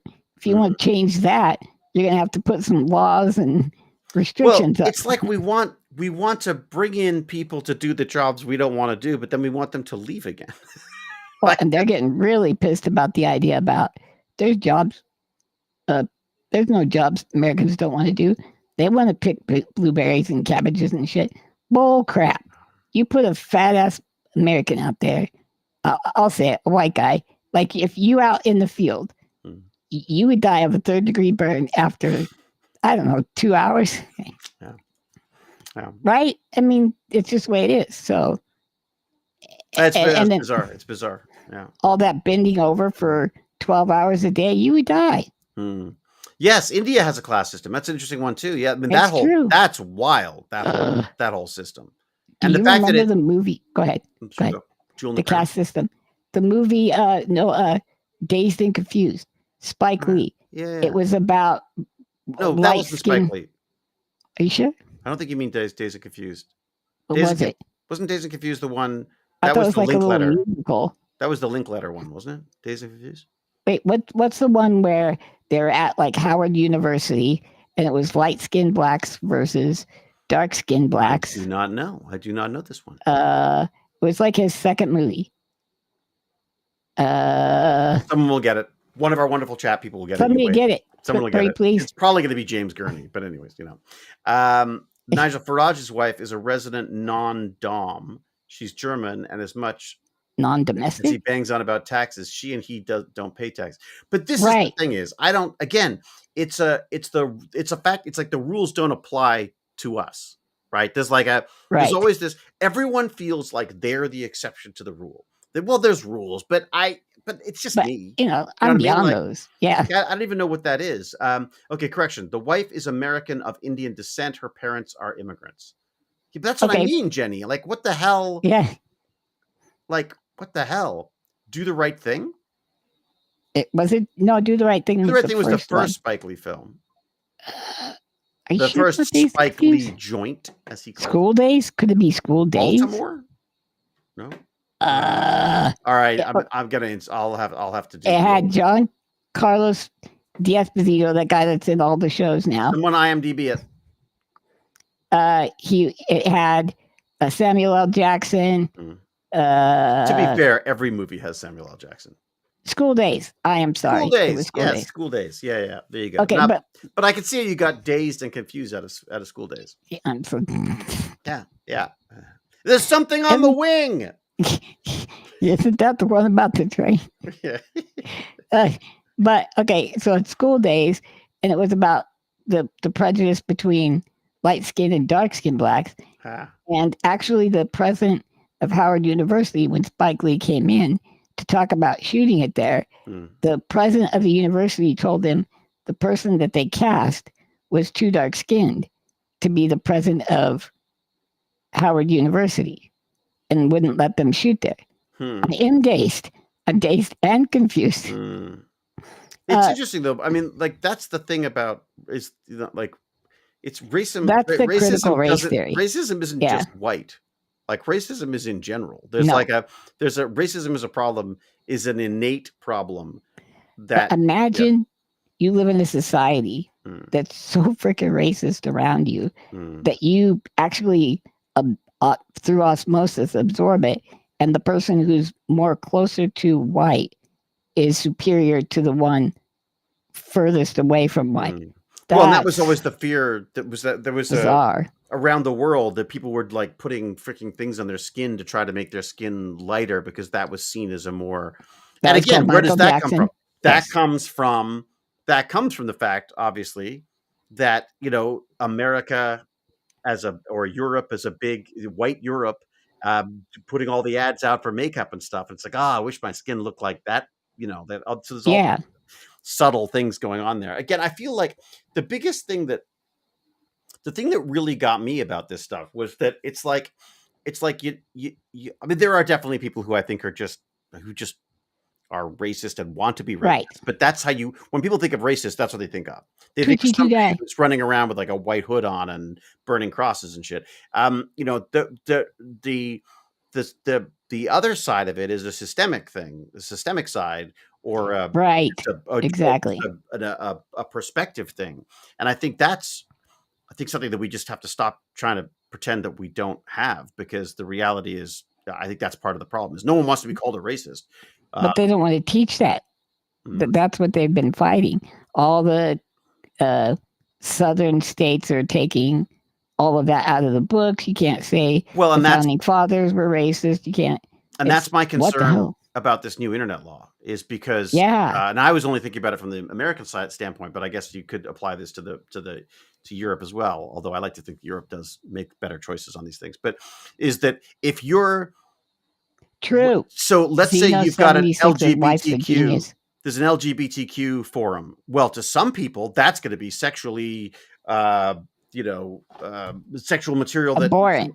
Right. So then you have to prove that you're over 16, and then who the hell wants to have those conversations if their face is on it?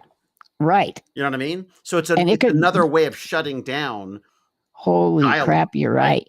Like, dude, it could literally just be a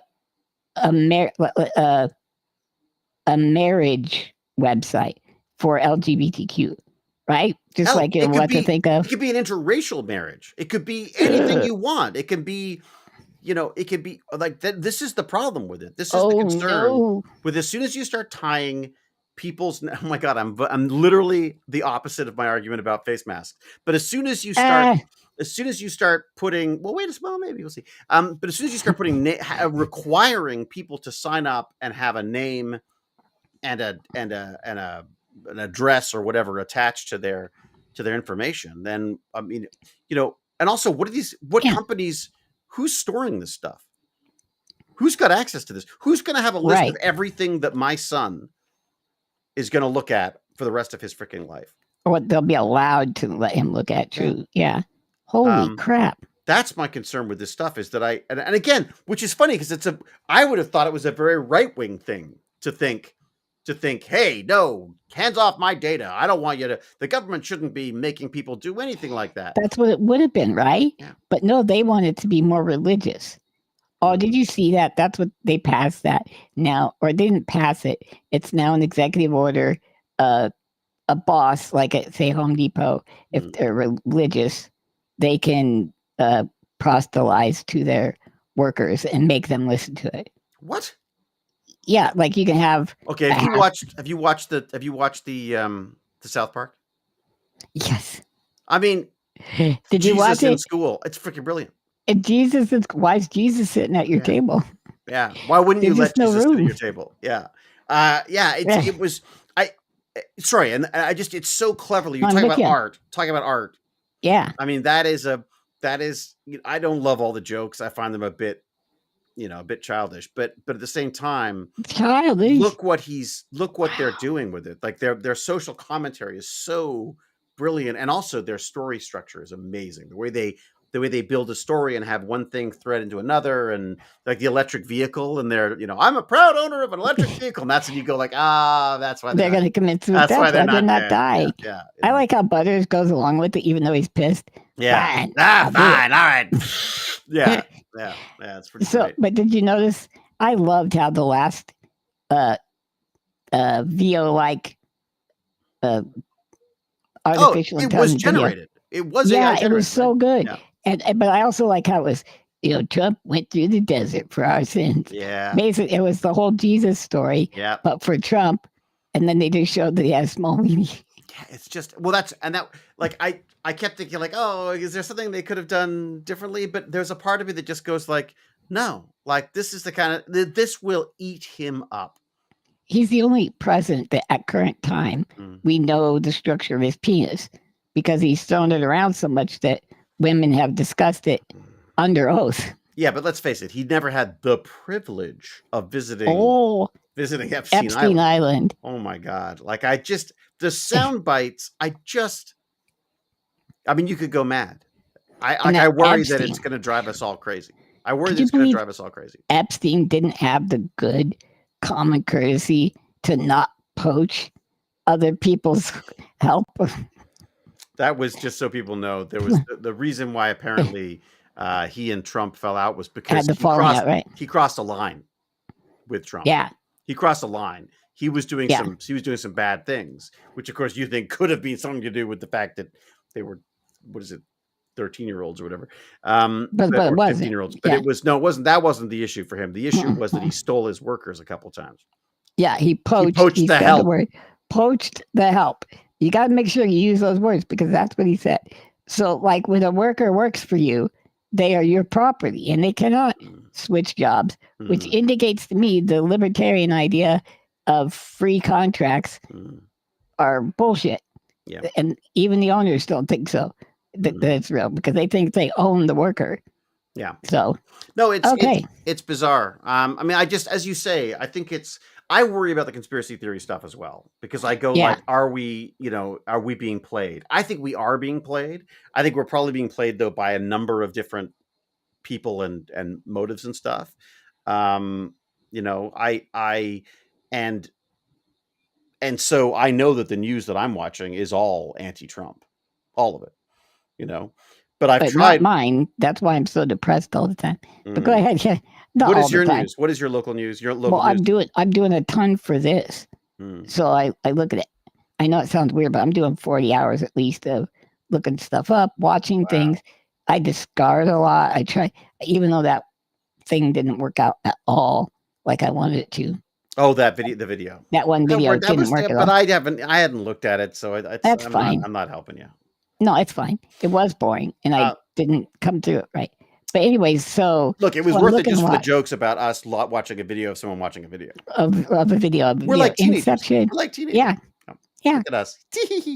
I think Baz would like the show now. Exactly. Yeah, we're speaking to the youths. But okay, how about you? The part I'm finding frustrating isn't that I'm in a different camp. Like I don't agree with, not using certain words. I agree. Don't use, don't call somebody a cripple. But I could say, "Ooh, my leg hurts. I'm a cripple," or something like that. Like I don't know. But it's the logical inconsistency. It's the same thing I feel with religion. When they, am I crazy or are they crazy? And then you look at it and you figure it out and you go, nope, it's them. And then you want to argue and, and I don't want to argue religion, but go ahead. And I do think that one of the other issues is that we tend to sort of, I think there's a tendency to go like, oh, I'm a Democrat, so everything the Democrats say and do is fine. Okay, and that's not me at all. I'm a Republican, so everything they say is right and fine. Like I've said this and got in trouble before by saying like I wouldn't call them Republicans, the people who are running this. They're really not. They're really not, because they're just not. I mean, just by definition, I have a problem with that. I definitely have some Republican leanings to some extent. I definitely have more belief in a smaller government, and more like Alex P. Keaton, though, right?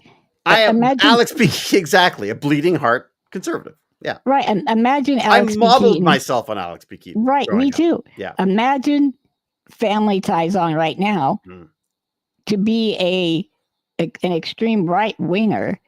Alex would have to be tossing the N-word around. Yeah. He'd have to have Confederate flags hanging. Yeah. He couldn't just be to be fair, social conservative. Back then we also watched the Dukes of Hazzard, where they literally drove around in the General Lee. So I had pajamas that had a Confederate flag because it was the Dukes of Hazzard. Dukes of Hazzard. I mean, like that. Yeah. We're talking about systemic issues. Like, yeah. Well, we got an audience. Let's give them what they want. These boys are down south. They were the good old boys. They were never meaning no harm. Never mean no harm. Get in trouble with the laws the day they were born. Yeah. Whoa. Yeah. That is good. That was good. Oh my God, I love that show. Daisy Duke. We supported that racism so well as children. It was ridiculous. Yeah. Richard Dawkins. Yeah. Richard Dawkins is a brilliant. You must have read. Yes. The God Delusion. Yes. Oh my God, brilliant. Absolutely brilliant. Who did the Selfish Gene? Never mind. Also Dawkins, I think. Was it him? Okay. I think so. I think it was him too. Yeah. My favorite car is still the General Lee. I know I always like the idea of like jumping in the car without the doors don't open. Which, if you think about it, is a safety nightmare. It's a nightmare. It's an absolute nightmare. All I could imagine was, me being in the car, bouncing off the ceiling, off the seat, off the ceiling. Oh my God. Because I could never see over the dash. Yeah. It wasn't until we had a van that I could see the road. Freaked me out. The best 80s joke that I heard recently was one of my nerdy podcasts. Someone said that the best thing to do is to get into one of those Waymos, like the yeah. And then play the soundtrack to Knight Rider. Oh, I like that. I think that's I will do the first time I get into a completely autonomous vehicle. That is what I'm going to do. We're late. What next time? Well, I forgot the Bionic Girl. Oh God! Well, we should show them that quickly. Let's just okay. Bionic Girl, guys. And then I should probably move on because I'm tired. Yeah, I'm pooping out. Yeah, I'm more tired than you are. Yeah. Okay, I agree. What do you know about tired? Let me ask. Yeah. All right. So this is just officially for everyone, so you know, this is the worst interview ever. Not worst ever, but it's definitely not ever. But certainly one of the worst interviews from a disability standpoint. It's what irritates me about most interviews concerning the disabled. Can we make this large? Hello, nice to meet you. Because I can. A 19-year-old British girl has been fitted with some of the world's most advanced bionic hands. You know what I would call this? I would call this disability porn. Yep. And which, as we'll discover, can even move when they're not attached. And as you said, the technology's freaking genius. Well, Tilly joins us now. I mean, obviously, you probably don't remember being 15 months old when this all happened to you, but I know that I don't. in your hospital, you will. Of course I don't, you freak. And boy, have you taken that Aren't on those amazing? and faced it it's all cool. out completely. These are your latest, aren't they? And they're extraordinary. Just first of all, show us what they can do.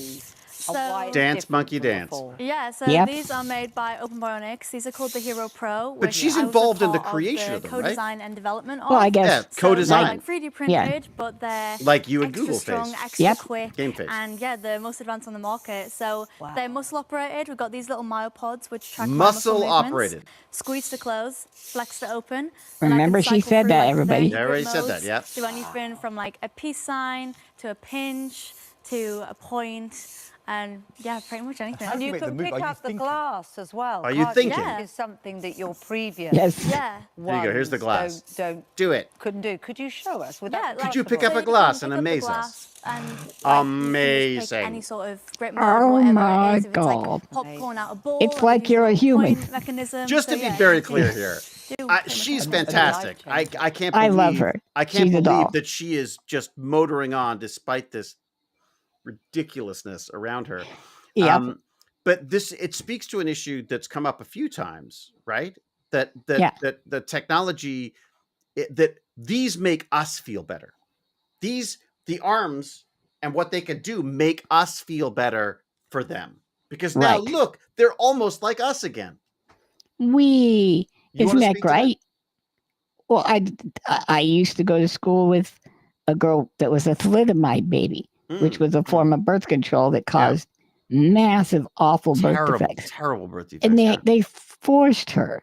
This is up into even our mid-teens to wear prosthetics. You know, the hooks and the rubber bands, and she would have to go get surgeries on her stumps because those stumps would grow bone spurs from being down in there and pushing against the prosthetic. And she wrote really well with her feet. And her feet really weren't their flippery kind of feet. But that's, you know what? Who cares? And she could do really well. Just let her sit on the floor, do her thing. But no, she had to sit in a desk, and she had to do it like the other kids. Yeah. So and it's like you said, it's so that she looks normal. We're not concerned about her function. We're not concerned about how she feels. We're concerned about her fitting in. And I hate that. And it's also that, hey, Andrea's here. How are you, Andrea? Andre. What's neat here as well is that you pointed out something that I thought was interesting, was that she's chosen not to go with the usual sort of, you know, skin color, make it look even more like they stand out. It's like they're a statement along with a potentially useful That's tool. what I do like. They're more like an accessory to her. Yeah. Which is cool. Celebrating her difference rather than trying to hide it. But I think you're right. The social norms would be, you know, like, oh, you poor. There's an engineering approach to these things that tends to be like, how do we fix the problem? Right. And that is almost always trying to replace something with something that's similar to what we have. But when you have a partial limb like that, you're right. It may not necessarily be the best thing to have a robotic arm that runs out of power every so often, that has to recharge, that has to, you know, that has limited movement. In some cases, there's a wonderful article I'll try to find. I think I posted in one of my emails of Awesome, but where the writer talks about how I want a rubber stump on the end of my partial limb. Because so I can shove it straight up your. Well, there you go. But so I can, because it's perfect for turning pages when I'm reading a book. Everything else is like what she's like. Just give me a, you know what I mean? Like it was, and the idea that somehow they're required to conform to this stuff. But that said, I think the other thing that's really important to mention in here about her is, and it's such a horrible interview. I almost don't want to watch any more of it. But I kind of do. Do you? Okay, all right, fine. But she was involved in the design of it as well, which I think is important. Do you consciously have to think of the movement? Do you think I'm going to move my finger now and it? Yeah, there is that little extra thought process because they are muscle operated. I think that's a big misconception. They are muscle operated. Right. So there is that like thought to muscle, like sort of connection. So I am thinking. So you tell your arm what to do. Yeah, like squeeze the clothes, flex it open. I'm conscious of where I'm at in the grip mode cycle as well. And obviously over time, it's just going to get more and more advanced and even less thought. And does that come with practice and, as you say, improving the tech? You're good at it out of the box. Get it more coordinated with your thoughts. For sure. It's the more tech advances, the easier it's going to get and the more accessible it'll be for everybody. I mean, one of the things this piece of kit does very bright for 19. Oh my God, so well spoken. And do you see how the way she attached? Yes. Now I've got to be part of this. I love that she's also she took what they were saying, and instead of saying, no, you're wrong, she's like, yes, no, absolutely. There's thought involved. The thought operates my arm, which operates the arm. But yeah, the that prosthetic. Is also, and I have to keep track of where it is in the cycle because she's obviously cycling through different hand movements. It's not like she gets to move the arm the way she wants. She's having to cycle through kind of like our quad stick. You cycle through what routines it has that it's right for, right? That you can apply. Right. So she's got different grips, probably different gesture mode. Go ahead. Should we do this together? Yeah. What is she doing? What's going on? Right, oh no, what's happening? So they're completely wireless. So if you like pull and twist, do it again. Press the button again. Oh my God, I feel like I'm hurting There you go. I know, right? But yeah, so it can actually operate when it's okay. That's kind of cool. Which everyone's quite excited about, and that's due to the wireless. So let me put this down. So you are thinking. Does it still work? I'll just move that glass. Oh my God, with the thinking, with the thinking. Yeah. Can you do it again? Yeah. So no, let me push restart. It's like frozen here, so I can just press that button, and from that point onwards, you can make it crawl or do whatever over the table. But the thing is, you're not pressing a control panel. Your mind is. Oh my God, with the mind! It all internally. It's like just incredible. Can I ask you? You said that you first. Yeah, you can put it back. You said you first came on GMB when you were 8 years old, and back What's then, GMV? I don't you know must what have that been is. using maybe the show Good Morning Britain or whatever. Oh, but also, GMB. Yeah, there you go. You had your arm to look like your a flesh-coloured arm. Exactly. You've decided to do something quite different. I mean, these are properly bionic in their look. Well, why did you decide that? I'm obsessed with the design, and that's why I feel like co-design is so important. Like, before I was even given a hand and a prosthetic that would move, I was given a glove, like a cosmetic glove, and that to me, my family was like, why are we doing this? Like, it's not something that I wanted to hide, it was something that we wanted to, like, actually so they put a flesh-like glove over it, okay. These don't just accept those differences, but they also accentuate it in a really beautiful light. So that's what I like to talk about over my social media, and yeah, you can dress them up different colours, put glitter on them, and I love that. It's just so much you more change fun. them like day to day? It's like an iPod so or iPad. Color, So like if you're wearing a different outfit, can you have a different arm? Match it to your outfit, match it to your mood, whatever it is. And I suppose psychologically that Look, means that you're brilliant influencing. You're saying to people, Dolly, not having a hand isn't something to be ashamed of, as in hide it under a glove. It's out there giving you strength and power and appeal. Exactly. I talk about all the mental benefits. Yeah. And, like, it's so important that they're accessible to more and more people we as can well. stop if you want. So we just thought that was funny because first off, just talk about damn dirty Abes. Those are some Abes who just don't quite get it, I'd say. Right.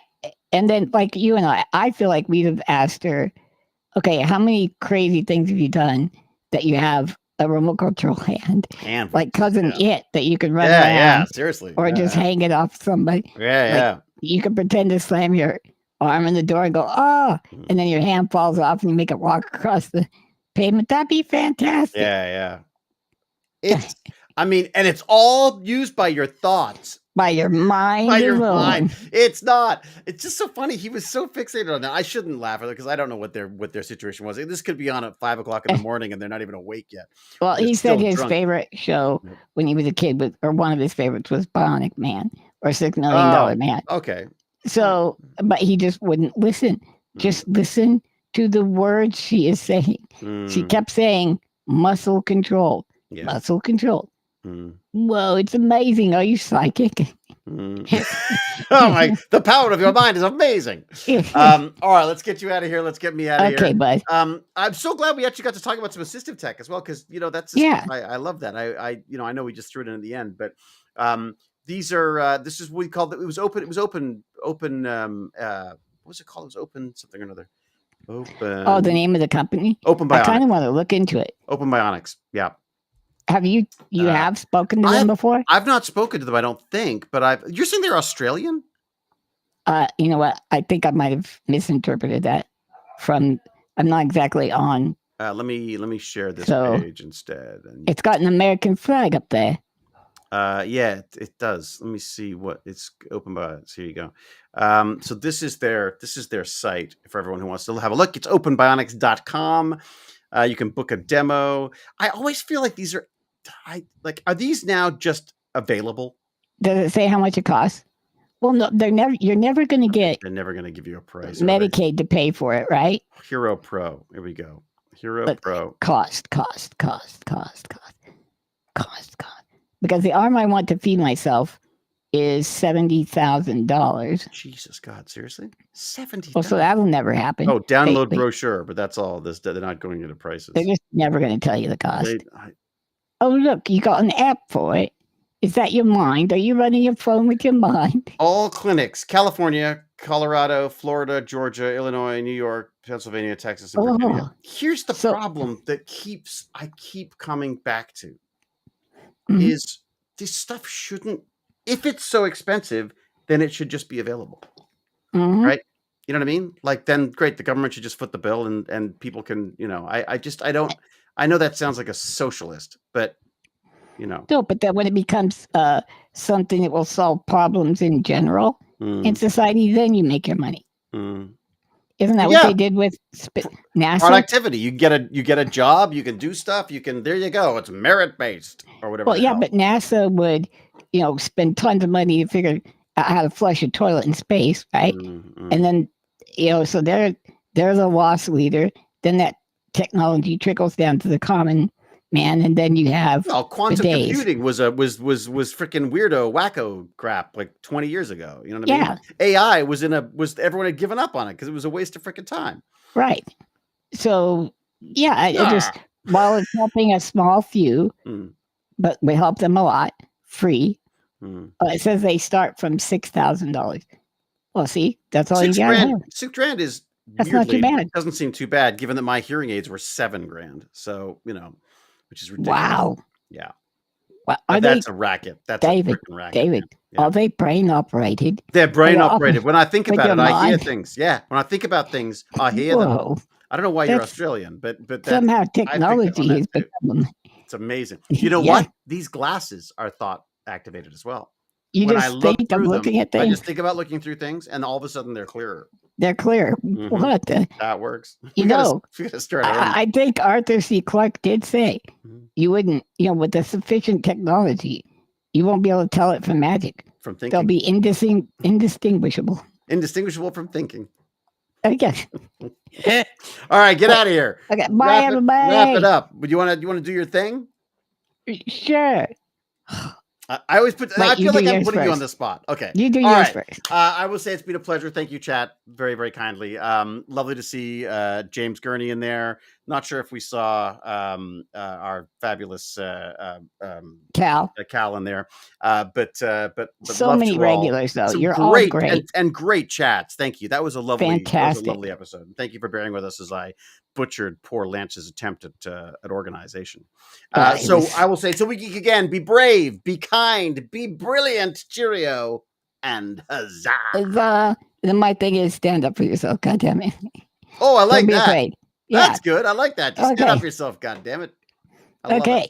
All right, everybody. Fantastic. I'm going to wrap it up. I'm going to say hi to my kid. Yay. See y'all. Bye.